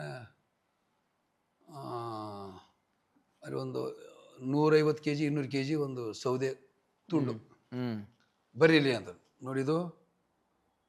ಇದು ನಾಳೆ ಎಲ್ಲೋ ಇರುತ್ತೆ, ಟ್ರ್ಯಾಕ್ಟರ್ದಲ್ಲಿ ಹಾಕೊಂಡು ತೊಗೊಂಡು ಬರಬೇಕು ಅಂತ ಹೇಳಿದ್ದಾರೆ. ಒಂದೇ ಮಾತು. ಬರ್ರಿ ಹೋಗೋಣ, ಹೊಳೆ ಓಡ್ತಾಯಿದೆ, ಇದು ಇದೆಲ್ಲ ಇದು ತುಂಡು, ನಾಳಿದ್ದು ಎಲ್ಲೋ ಇರುತ್ತೆ, ಅದನ್ನು ನಾಳೆ ಟ್ರ್ಯಾಕ್ಟರ್ ಹಾಕೊಂಡು ತೊಗೊಂಡು ಬರಬೇಕು. ಯಾರು ಮಾತಾಡೋಲ್ಲ, ಯಾಕೆ ಅಂತ ಕೇಳೋಗಿಲ್ಲ. ಹೌದಪ್ಪ ಆಯಿತು ಅಷ್ಟೇ. ಅದು ಏನಾಗಿದೆ, ಅವ್ರು ಸಾಯಂಕಾಲ ಹೇಳಿದ್ದಾರೆ, 3-4 ಗಂಟೆಗೆ ಏನು ಹೇಳಿದ್ದಾರೆ. ರಾತ್ರಿ ಡ್ರೈವರು ಹೋಗಬೇಕು. ಇಲ್ಲಿಂದ ಹೊಳೆನೇ ಅವನ ಊರಿಗೆ ಹೋಗೋ ದಾರಿಯಲ್ಲಿ ಹೋಗುತ್ತೆ. ಹೋಗಿದ್ದಾನೆ. ಏನಾಗಿದೆ, ನೀರಶಕ ಕೂಡ ಕಾರು ಪಲ್ಟಿಯಾಗಿದೆ. ಅಯ್ಯಯ್ಯೋ. ಅವ್ನು ಕೂಡಲೇ ಏನು ಮಾಡಿ, ಕಲ್ಲಿರ್ತವಲ್ಲ, ಈಗ ಉದ್ದನ ಕಲ್ಲಿರ್ತವಲ್ಲ ಪೂಲ್ ಮೇಲೆ, ಅಪ್ಪರೇ ನಂದಿದು ಕೊನೆ ಫೋನ್ ಅಪ್ಪರೇ, ನಾನು ಇಲ್ಲಿ ಗಾಡಿದಾಗಿದೆ, ನೀರು ಸಿಕ್ಕಾಪಟ್ಟೆ ಹೊಂಟೆ, ಆಯ್ತಪ್ಪರೇ ಹಾಕ್ರಿ, ಲಾಸ್ಟ್ ಫೋನ್ ಅದ ನೋಡ್ರಿ ಇದು ನಂದು ಅಂತ ನಿಲ್ಲು ಅಂದಿದ್ದಾರೆ ಅವರು. ನಿಲ್ಲು ಅಷ್ಟೇ, ಇನ್ನೇನು ಅದು ಯಾರಿಗೆ ನಿಲ್ಲು ಅಂದ್ರೆ ನಿಲ್ಲು ಅಂದ ತಕ್ಷಣ ಅವ್ರಿಗೆ ಏನಿದೆ, ಒಂದು ಹಗ್ಗಗಳು ತಗೋರಿ ಒಂಚೂರು ನಡ್ರಿ ಹೋಗೋಣ ನಡ್ರಿ, ಡ್ರೈವರ್ ಫೋನ್ ಮಾಡಿದ್ದ. ಈ ನಿಲ್ಲು ಅಂತ ಏನು ಅಂದಿದ್ದಲ್ಲ ಸರ್, ಒಂದು 4 ಕಲ್ಲಿದೆ, ಅದು ಕಾರು ಆ ಕಲ್ಲಿಗೆ ಹತ್ಕೊಂಡಿದೆ. ಆಮೇಲೆ ಅದು ಇದು ಇತ್ತಲ್ಲ, ನೀರಿತ್ತಲ್ಲ, ನಿಲ್ಲು ಅಂದ್ರೆ ಆ ನೀರು ಇಲ್ಲಿಂದ ಹಿಂಗೆ ಹೋಗಿದೆ. ಅವನ ಕಡೆ ಫೋರ್ಸ್ ಬೋರ್ಡ್ ಹಿಂಗಾಗಿದೆ. ಆಮೇಲೆ ಕಾರಿಗೆ ಅಡ್ಡ ಮೊದಲನೇ ದಿನ ಹೇಳಿದ್ರಲ್ಲ 200 kg ತೋಡು ಬಂದು ಕಾರಿಗೆ ಬಂದು ಸಪೋರ್ಟ್ ಆಗಿದೆ. ಇದೇನು ಭಾಳ ಒಂದು 5-7 ವರ್ಷದ ಮಾತಿದು. ಬಂದು ಹೋಗಿ ನೋಡಿದರೆ ನಿಲ್ಲು ಅಂತಂದ್ರೆ ಅವ್ರು ಸುಮ್ಮನೆ ಅವ್ರು ತಮಾಷೆರು ಮಾಡ್ತಾರೆ, ಯಾಕೆ ಗಾಬರಿ ಆಗಿದ್ದೇನು ಅಂತ. ಇಲ್ಲಪ್ಪ ಅವ್ರೆ, ಮತ್ತೇನು ನೀರು ಜೋರಾಗಿ ನೀರಿಲ್ಲಲ್ಲ ನಿನ್ನ ಹತ್ತಿರ ಅಪ್ಪರೇ ಮೊದಲಿತ್ರಿ. ನಾನು ಅದು ಕೇಳ್ತೇನೆ, ನೀರು ಜೋರಾಗಿ ಎಲ್ಲಿದೆ ತೋರಿಸು ನನಗೆ. ಇವ್ರು ನಿಲ್ಲು ಅಂದಿದ್ದಲ್ಲ, ಅಲ್ಲಿ ಏನು ವಿಷಯ. ನಿಲ್ಲು ಅಂದರೆ ನೀನು ನಿಲ್ಲು ಹೆದರಬೇಡನೂ ಆಗ್ಬೋದು, ಬೇರೆನೂ ಆಗ್ಬೋದು, ಗೊತ್ತಿಲ್ಲ. ಗುರು ವಾಕ್ಯ ಅದು, ನಮ್ಗೆ ಗೊತ್ತಿಲ್ಲ ಅದು. ಅರ್ಥ ಮಾಡಿ. ಮತ್ತೇನೋ ನೀರು ಜೋರಾಗಿದೆ ಅಂತ ನೀರೇ ಇಲ್ಲ, ಈ ಕಡೆಯಿಂದ ಹೋಗ್ತದೆ. ಅಪ್ಪರೇ ಮೊದಲು ಈ ಕಡೆಯಿಂದ ಹೋಗ್ತಿದ್ರಿ, ಅದು ಈಗ ಹಂಗೆ ಹೋಗ್ತದೆ. ಹೀಗೆ ಕೆಲವೊಂದು ಗುರುವಾಣಿ ಏನು ಯಾಕೆ ಗೊತ್ತಿಲ್ಲ. ಇದು ನಮಗಿನ್ನೂ ಜೀವನದಲ್ಲಿ ಆಗ್ತಾನೇ ಇದೆ, ಆಗತ್ತೆ. ಬಟ್ ನಾವು ಅದು ತಲೆನೇ ಕೆಡಿಸ್ಕೊಳ್ಳಲ್ಲ.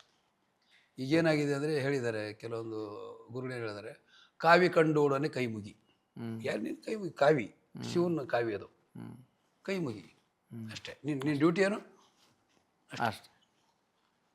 ಇದು ಜೀವನದಲ್ಲಿ ಆಗೋ ವಿಷಯಗಳು. Super brother sir. ಭಾಳ ಖುಷಿ ಆಗ್ತಾ ಇದೆ, ಭಾಳ ಖುಷಿ ಆಯಿತು ಕೂಡ.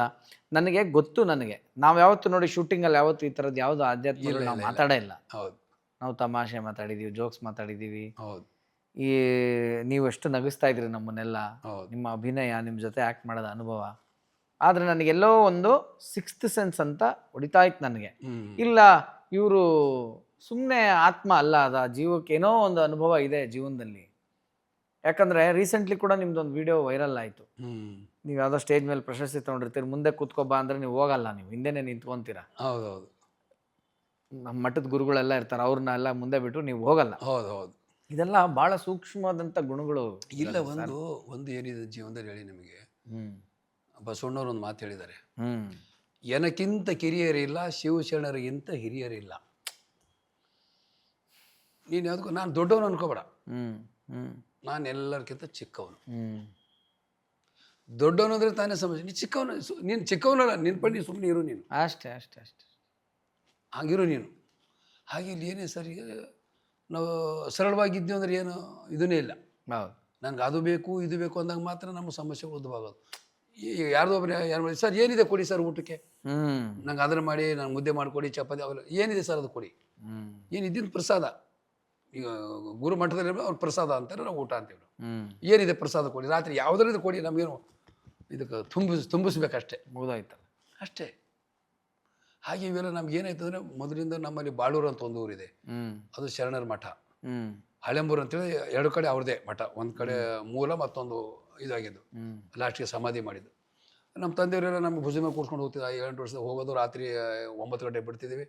ಹೋಗಲಿಕ್ಕೆ ಒಂದು 2 ಅವರು 11 ಗಂಟೆಗೆ ಹುಗ್ಗಿ ಒಳಗೆ ಅಂಬರು ರಸಮ್ ತಿಂತಿದ್ವಿ, ಹೋಗ್ತಿದ್ವಿ, ಬರ್ತಿದ್ವಿ. ನೋಡಿ ಅದು ಯಾಕೆ ಇನ್ನೊಂದು ಹೇಳಿದೆ, ಯಾಕೆ ಹೇಳ್ತಿದ್ರೆ ಅಲ್ಲಿ ನಮ್ಮಲ್ಲೊಂದು ಹಸು ಇತ್ತು ಸರ್. ಹಸು ಕರು ಹಾಕಿದೆ, ಏನು ಮಾಡಿದರೆ ರಕ್ತ ಬರ್ತಾ ಇದೆ. ಅಯ್ಯೋ, ಹಾಲು ಬರ್ತಾ ಇಲ್ಲ. ರಕ್ತ ಗೊತ್ತಿಲ್ಲ. 2 ದಿವಸ ನಮಗೆ ರಕ್ತ, ಕೊನೆಗೆ 2-3 ದಿವಸ ಆದಮೇಲೆ ನಾವು ಗಿಣ್ಣದ ಹಾಲು ಅಂತೀವಿ. ಗಿಣ್ಣದ ಹಾಲು ಆದಮೇಲೆ 2 ದಿವಸಕ್ಕೆ ಮಾಮೂಲು ಹಾಲು ಬರುತ್ತೆ ಅಂತ ಒಂದು ಇದು ಇದೆ. ಅದೇನು ನಮ್ಮ ಮನೆಯಾಗ ಯಾರನ್ನು ಆಕಳು ಕೊಡ್ತೀವಿ ಅಂತ ಹೇಳಿದ್ರೆ ಅದು ನಮಗೆ ಗೊತ್ತಿಲ್ಲ. ಆಮೇಲೆ ಅವ್ರು ಅಜ್ಜಿ ಅಂತ ಹೇಳಿದ್ನಲ್ಲ, ನಮ್ಮ ತಾಯಿ ಹೋಗಿ ಅವ್ರಿಗೆ ಹೇಳಿದ್ದು, ಏನಮ್ಮ ಕರು ಹಾಕಿದೆ ರಕ್ತ ಬರ್ತಾ ಇದೆ, ಹೆಂಗೆ ಇದು ಏನು ಕತೆ? ಅದು ಏನಾಗಿದೆ ಅಂದರೆ, ನಮ್ಮ ಮನೆಗೆ ಅವ್ರು ಗುರುಗಳು ಬರ್ತಿದ್ರು. ಗುರುಗಳು ಬರ್ತಿದ್ರು. ನಮ್ಮ ಮನೆಗೆ ಒಂದು ವೈಟ್, ನಮ್ಮ ಕೃಷ್ಣನ ಹಸು ಇರುತ್ತಲ್ಲ ಆ ಥರ ಶುದ್ಧ ಒಂದು ಕೊಂಬಿಗೆ ವಾಳಿಸೋದು, ಬಿಳಿ ಸುದ್ದು. ಒಬ್ಬರು ರುದ್ರ ಓದಿಸ್ಲಿಕ್ಕೆ ಗಾಯಮುಖ ಅಂತ ಬರುತ್ತೆ ನಮ್ಮರೀಗ. ರುದ್ರ ಓದಿಸ್ಲಿಕ್ಕೆ ಒಂದು ಹಸು ಕೊಡ್ತೀನಿ ನಾನು ರುದ್ರ ಅಂತೇಳಿ ಮಾತು ಕೊಟ್ಟಿದ್ದಾರೆ ಗುರುಗಳು. ಅವ್ರು ಏನು ಮಾಡಿದ್ರೆ ನಮ್ಮ ಮನೆಯ ಹಸು ನೋಡಿ ಅವರು ಹೇಳಿದ್ದಾರೆ. ಮತ್ತು ಸರ್ ನಮ್ಮ ತಂದೆಯವ್ರಿಗೆ ಏನು ಕೇಳಿರಂತೆ, ಹೀಗೆ ಮತ್ತೆ ಒಂದು ಹಸು ಕೂಡ ನಾವು ಮತ್ತು ಅಪ್ಪವರೇ ನೀವು ಅದು ಭಾಳ ಇಷ್ಟ, ಅದು ವೈಟ್ ಬೆಳ್ಳಗಿದೆ, ಹೆಂಗೆ ಕೊಡೋಣ? ನೀವು ಕೊಡಗಿದ್ರೆ ಪ್ರೀತಿಯಿಂದ ಕೊಡ್ರಿ, ನನಗೆ ಹಿಂಸೆಯಿಂದ ಬೇಡ. ಈಗ ನಿಮ್ಮ ಆಸೆ ಏನಿದೆ ಹೇಳಿ. ಏನಪ್ಪ, ನಾವು ನಿಮ್ಗೆ ಹಸು ಕೊಡ್ತೀವ, ಅಂಥದ್ದು ನಮ್ಗೆ ಇನ್ನೊಂದು ಬೇಕು, ಅಂಥದ್ದು ಇನ್ನೊಂದು ಬೇಕಾ ನಿಮಗೆ? ಇದು ಕೊಡಿ, ಅದು ಬರ್ತದ. ಅದು ಕೊಟ್ಟ ಮೇಲೆ 1 ವರ್ಷಕ್ಕೆ ಅಂಥದ್ದೇ ಒಂದು ಬೇರೆ ಹಸು ಸೇಮ್ ಹಂಗೆ. ಅವಾಗ ಏನಂತಾರೆ, ಏನು ಕೊಡ, ನಾನು ಏನು ಮಾಡಿದೆ ಆಕೆ ಅಜ್ಜಿ ಏನಂದ್ರು, ಒಂದು ಕೆಲಸ ಮಾಡಿ, ಬಾಳೂರು ಗುರುಗಳು ಬರ್ತಾರಲ್ಲ, ಏನಾರ ವಾಕ್ಯಕ್ಕಾಗಿದೆ ನೋಡಿ, ಒಂದು ಕೆಲಸ ಮಾಡಿ, ನಾಳೆ ನೀವು ಸೋಮವಾರ ಅಲ್ಲ, ಹಸುನ ಹಣೆ ತೊಳೆದು ವಿಭೂತಿ ಹಚ್ಚಿ, ದೇವರೇ ನೀನು ನಾವು ಮಠದ ಕೊಡ್ತೀವಿ ಅಂತೇಳಿ ನೀವು ಮಾಡಿ ನೋಡೋಣ, ನಾನು ಆಮೇಲೆ ಹೇಳ್ತೀನಿ ನಾನು. ನಮ್ಮ ತಾವ್ರು ಏನು ಮಾಡಿದ್ರೆ, ಅದು ಹೌದಾ ಆಯ್ತು ಬಿಡಿ ಅಂತ ಬೆಳಿಗ್ಗೆ ಅದು ಹಸುನ ಹಣೆ ತೊಳೆದು ವಿಭೂತಿ ಹಚ್ಚಿ, ದೇವರೇ ಅದು ರಕ್ತ ಬರ ನಿಲ್ಲಿಸು, ಬೇಕಾದ್ರೆ ನೀನು ನಾವು ಮಠಕ್ಕೆ ಕೊಟ್ಬಿಡ್ತೀವಿ. ಕೂಡಲೇ ಹಾಲು. ಇನ್ನು ಸಣ್ಣವಿದ್ದೇನೆ, ಸಣ್ಣವಂದರೆ ಒಂದು 15-16 ವಯಸ್ಸಿರ್ಬೋದು. ನಮ್ಮ ಮೊದಲಿಂದ ಗೀಳಿದೆ ಅದು ನಮ್ಗೆ, ಇವತ್ತಲ್ಲ ಮೊದಲಿಂದ ಇದೆ ಅದು ನಮ್ಗೆ. ಇವತ್ತು ನಮ್ಗೆ ಏನಾದರೂ ಇಲ್ಲಿವರೆಗೆ ಕರ್ಕೊಂಡು ಜರ್ನಿ ಅಂದರೆ ಅದು ಅಧ್ಯಾತ್ಮನೇ ಅಷ್ಟೇ. ಮಾಡಿದ್ವಿ, ಕೆಲಸ ಮಾಡಿದ್ವಿ, ಕಷ್ಟಪಡಲೇಬೇಕು. ಹುಟ್ಟಿದೇನಕ್ಕೆ? ಮರಾಠಿ ಒಳಗೆ ಒಂದು ಹೇಳ್ತಾರೆ, ಅಭಂಗ ಹೇಳ್ತಾರೆ ಮರಾಠಿ ಒಳಗೆ, ಜನ್ಮತೇಚೆ ಮೂಳ ಪಾಹಿಲೆ ಶೋಧೋನಿ ದುಃಖಾಶಿ ಕಾರಣ ಜನ್ಮಗೆ ಯಾವ. ನೀ ಹುಟ್ಟಿದ್ದೇ ಕಷ್ಟ ತಗೋತೀನಿ ಅಂತೇಳಿ ಒಪ್ಪಿಗೆ ತಗೊಂಡು ಶಿವನ ಬಳಿ, ಇಲ್ಲಿ ಬಂದು ನೀನು ಐಷಾರಾಮಿ ಬಡಿದ್ರೆ ಹೆಂಗೆ? ಎಂತ ಮಾತು. ನೀ ಬಂದಿದ್ದೇನಕ್ಕೆ? ಶಿವನ ಕಷ್ಟ ತಗೋತೀನಿ, ಶಿವನೇ ನನಗೆ ಮಾನವ ಜನ್ಮ ಕೊಡು, ನಾ ಕಷ್ಟಪಟ್ಟು ಜೀವನ ಮಾಡ್ತೀನಿ, ನೀನು ಹೇಳ್ದಂಗೆ ಕೇಳ್ತೀನಿ. ಇಲ್ಲಿ ಬಂದು ಅದು ಬೇಕಂದ್ರೆ ತೊಂದರೆ ಆಗತ್ತೆ. ಸೂಪರ್. ಅದಕ್ಕೊಂದು ಅಭಂಗಿದೆ ನಮ್ಮ ಭಾಳ ಚೆನ್ನಾಗಿ, ಜನ್ಮತೇಚೆ ಮೂಲ ಪಾಹಿಲೆ ಶೋಧುನಿ ದುಃಖಾಸಿ ಕಾರಣ ಜನ್ಮಗೆ ಯಾವ. ಮೂಲ ಶೋಧನೆ ಹೋದರೆ ಕಷ್ಟಕ್ಕೆ ಇದು ಜೀವ ಹುಟ್ಟಿದ್ದು, ಕಷ್ಟಪಡಲಿಕ್ಕೆ ಹುಟ್ಟಿದ್ದು. ಕಷ್ಟನೂ ಕಾಯಕ ಅಂತ ಹೇಳ್ಬೋದು. ಕಷ್ಟ ಕಾಯಕವೇ ಕೈಲಾಸ ಅಂತೀರ ನೀವು.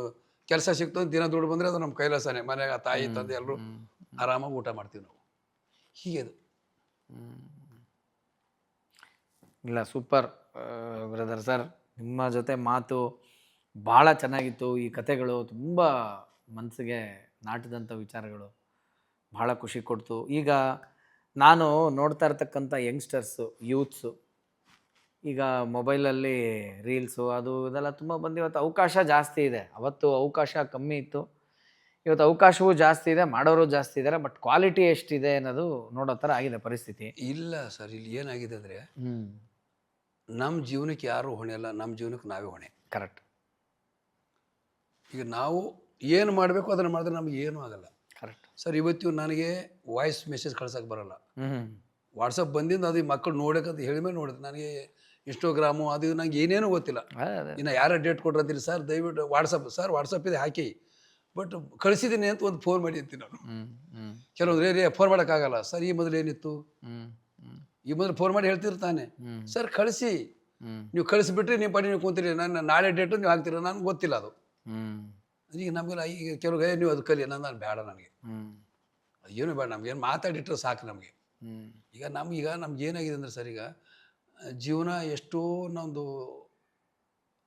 80ನೇ ಇಸ್ವಿಯಲ್ಲಿ ನನ್ನ ಜೀವನ ಮುಗೀತು ಅಂತ ನಾನು ನಿರ್ಧಾರ ಮಾಡ್ಕೊಂಡಿದ್ದೆ. ಅವಾಗಲೇ ಅಂದರೆ ನನಗೆ ಗೊತ್ತಾಗುತ್ತೆ, ಕೆಲವೊಂದು ಯಾರಿಗೆ ಹೇಳಲ್ಲ ನಾನು. ಇದೇ ನೀಲ್ ಪಾಯಿಂಟಿಗೆ ಬಂದೆ. ಇದು ನೀಲ್ ಪಾಯಿಂಟಿಂದ ಮೇಲೆ ಬರೋಕೆ ಸ್ವಲ್ಪ ಕಷ್ಟ. ಕುತ್ಕೊಳ್ಳೋಕೆ ಜಾಗ ಇಲ್ಲ, ನಿಂತ್ಕೊಳ್ಳೋಕೆ ಜಾಗ ಇಲ್ಲ. ಕುತ್ಕೊಳ್ಳೋಕೆ ಜಾಗ ಸಿಕ್ತು, ಕುತ್ಕೊಳ್ಳೋಕೆ ಜಾಗ ಸಿಕ್ತು, ಊಟ ಇಲ್ಲ, ಊಟ ಸಿಕ್ತು, ಮಲ್ಕೊಳ್ಳಿ.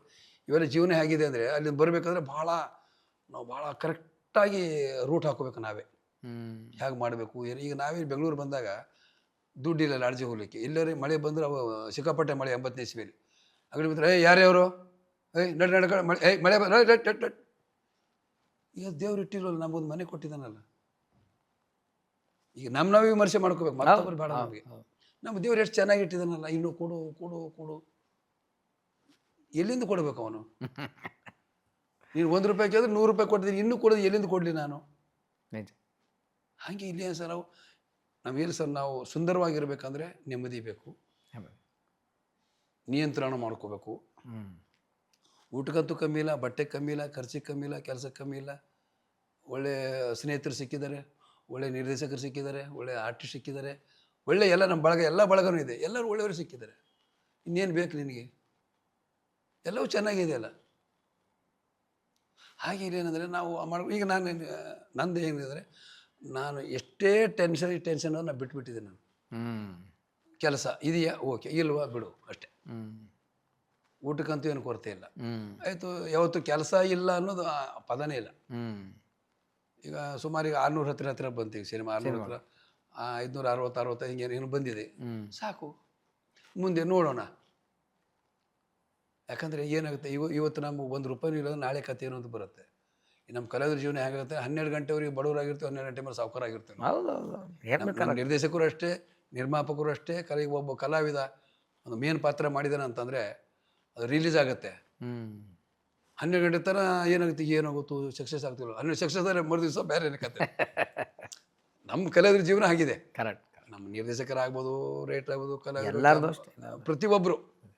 ಹಾಗೆ ಯಾವಾಗಲೂ ನಾವು ಸುಖವಾಗಿರ್ಬೇಕಂದ್ರೆ ಹಿಂದೆ ಏನಿದ್ದೆ. ನನಗೆ ಮಲೇರಿಯಾ ಜ್ವರ ಬಂದಿತ್ತು 80ನೇ ಇಸ್ವಿಯಲ್ಲಿ. ಸ್ವಲ್ಪ ಏನೋ ಆಸ್ತಿ ಇತ್ತು, ಏನೋ ಯಾವುದು ಕಾಲದ ಹೋಯಿತು. ಹೋಗಿದ್ದು ನಾನು ಇದು ಮಾಡ್ಕೊಂಡಿಲ್ಲ. ನಾನು ನನಗೆ ಮಲೇರಿಯಾ ಜ್ವರ ಬಂದು ಎಲ್ಲರೂ ಏನ್ಕೊಂಡು ಆಸ್ತಿ ಕಳ್ಕೊಂಡಿದ್ದಕ್ಕೆ ಇವನು ಫೀಲ್ ಮಾಡ್ಕೊಂಡಿದ್ದಾನೆ. ನಾನು ನಮ್ಮ ಕಡೆ ಹಳ್ಳಿ ಕಡೆ ಇದು ತೊಗೊಂಡು ಹೋಗ್ತೀವಲ್ಲ, ಚರ್ಗಿ ತೊಗೊಂಡು ಹೋಗ್ತೀವಲ್ಲ ಹಳ್ಳಿ ಕಡೆ, 2 ಕಡೆ 3 ಕಡೆ ಕೂತ್ಕೋತಿದ್ದೆ ನಾನು. ಎಲ್ಲರೂ ಅಂದರು ಇಲ್ಲ ಇವನು ಫೀಲ್ ಮಾಡ್ಕೊಂಡಿದ್ದಾನೆ, ಇವನು ಇರಲ್ಲ. ಕೆಲವ್ರು ಬಂದಂದ್ರು ಯಾಕಪ್ಪ ನೀವು ಮಾಡ್ಕೊಂಡೆ. ನಾನು ನಿಜವಾಗ್ಲೂ ನಾನು ಫೀಲ್ ಮಾಡ್ಕೊಂಡಿಲ್ಲ. ಯಾಕಿದು ಬಂದು ನಂಗೆ ಗೊತ್ತಿಲ್ಲ, ಏನಿದೆ ಅಂತ ಗೊತ್ತಿಲ್ಲ.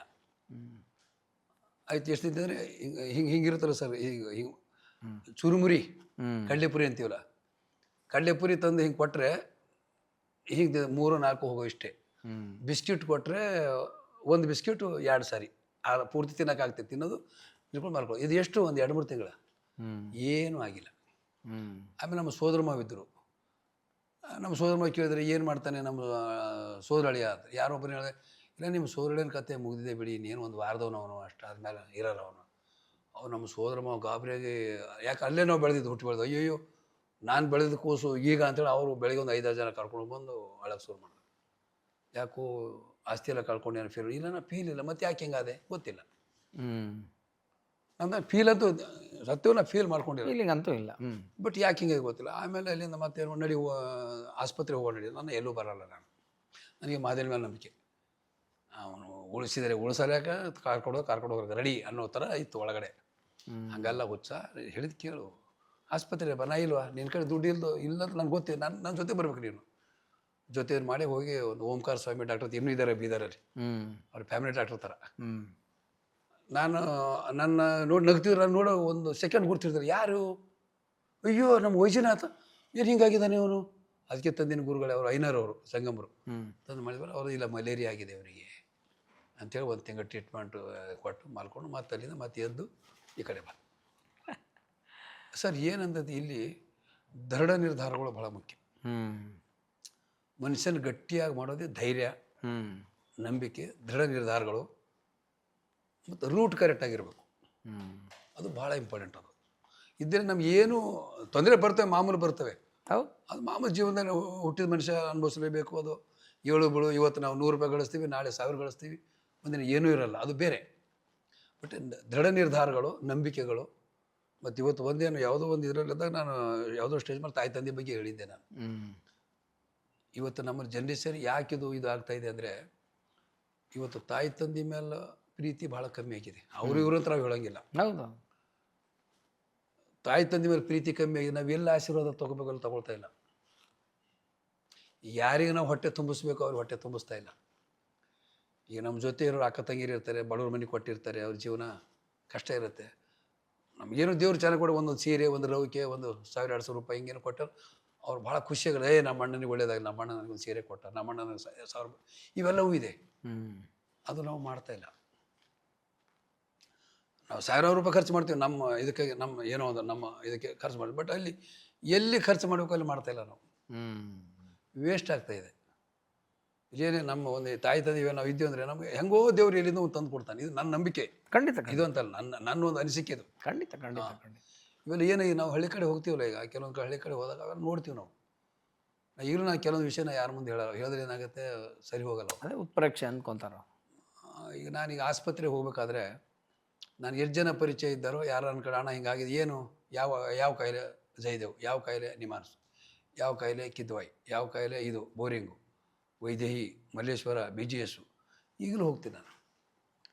ಈಗಲೂ ಮತ್ತು ಯಾರ ಹತ್ರ ನಾನು 10 ರೂಪಾಯಿ ತೊಗೊಂಡು ಇದು ಮಾಡೋದು ಅದೆಲ್ಲ ನಾನು ಮಾಡೋಕ್ಕೆ ಹೋಗ. ಒಂದು ಸರಿ ಏನಾಯಿತು, ಒಬ್ಬರು ಜಯದೇವ್ ಆಸ್ಪತ್ರೆಗೆ ಬಂದಿದ್ದಾರೆ. ಅವ್ರು ನನ್ನ ಸ್ನೇಹಿತರು. ಒಂದು ವಾರ ಆಯಿತು, ಎಷ್ಟು ನೆಂಟು ಇರಬೇಕು, ನೀವು ಆಪ್ರೇಷನ್ ಮಾಡ್ಕೊಂಡು, ನಾವು ಆಪ್ರೇಷನ್ ಮಾಡ್ಕೊಳಕ್ಕೆ ತಯಾರಿಲ್ಲ ಅವರು. ನಾವು ಫೋನ್, ಸರ್ ಎಲ್ಲಿದ್ದೀರಿ ಅಂತ, ಇಂಥ ಕಡೆ, ಸರ್ ದಯವಿಟ್ಟು ನೀವು ಜಯದೇವ್ ಬರೋಕ್ಕಾಗತ್ತಾ? ಯಾಕೆ ಸರ್? ಹಿಂಗೆ ನಮ್ಮ ಭಾವವ್ರು ಹಿಂಗೆ ಆಗಿದೆ, ಇದು ಮಾಡ್ಕೊಳ್ತಿಲ್ಲ, ನಮ್ಮ ತಂಗಿ ಕೊಟ್ಟಿದ್ದೆ ಅವರಿಗೆ, ಡಾಕ್ಟ್ರು ಮಾಡಿಸ್ಲೇಬೇಕಂದ್ರೆ ಹೆಂಗೆ ಮಾಡೋಣ ಅಂತಾರೆ. ಹೌದಾ ಅಂತ ಕೆಲಸ ಮಾಡಿ ನಾನು ಬರ್ತೀನಿ, ನಾನು ಬಂದಾಗ ಯಾರೂ ಇರಬಾರ್ದು ಅಲ್ಲಿ ಒಳಗಡೆ ರೂಮಲ್ಲಿ, ಎಲ್ಲೂ ಹೊರಗೆ ಬನ್ನಿ, ನಾನು ಏನೋ ಮಾತಾಡ್ತೀನಿ ನೋಡೋಣ ಅಂಥೇಳಿ ಹೋದೆ. ಅವ್ರ ಜೊತೆ ಒಂದು 30-40 ನಿಮಿಷ ಕೂತ್ಕೊಂಡೆ. ನನ್ನ ಕಂಡವರು ಆರ್ಟಿಸ್ಟ್ ಅಲ್ವ, ಸ್ವಲ್ಪ ಎಲ್ಲರೂ ಒಂದು ಅದು ಬೇರೆ.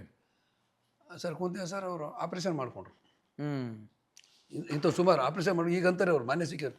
ಸರ್ ಆರಾಮಾಗಿದ್ದಾರೆ ಸರ್. ಅಂದರೆ ನಮ್ದೇನು ಗೊತ್ತಾ ಸರ್, ನಮ್ಮಿಂದ ಏನು ಸಾಧ್ಯ ಆಗುತ್ತೋ, ಏನೋ ಜೀವನದ ಅನುಭವ ಅಷ್ಟೆ. ಎಸ್ ಅಂಕಲ್, ಭಾಳ ಖುಷಿ ಆಯಿತು ನಿಮ್ಮ ಅನುಭವ, ನಿಮ್ಮ ಜೀವನದ ಹಾದಿ.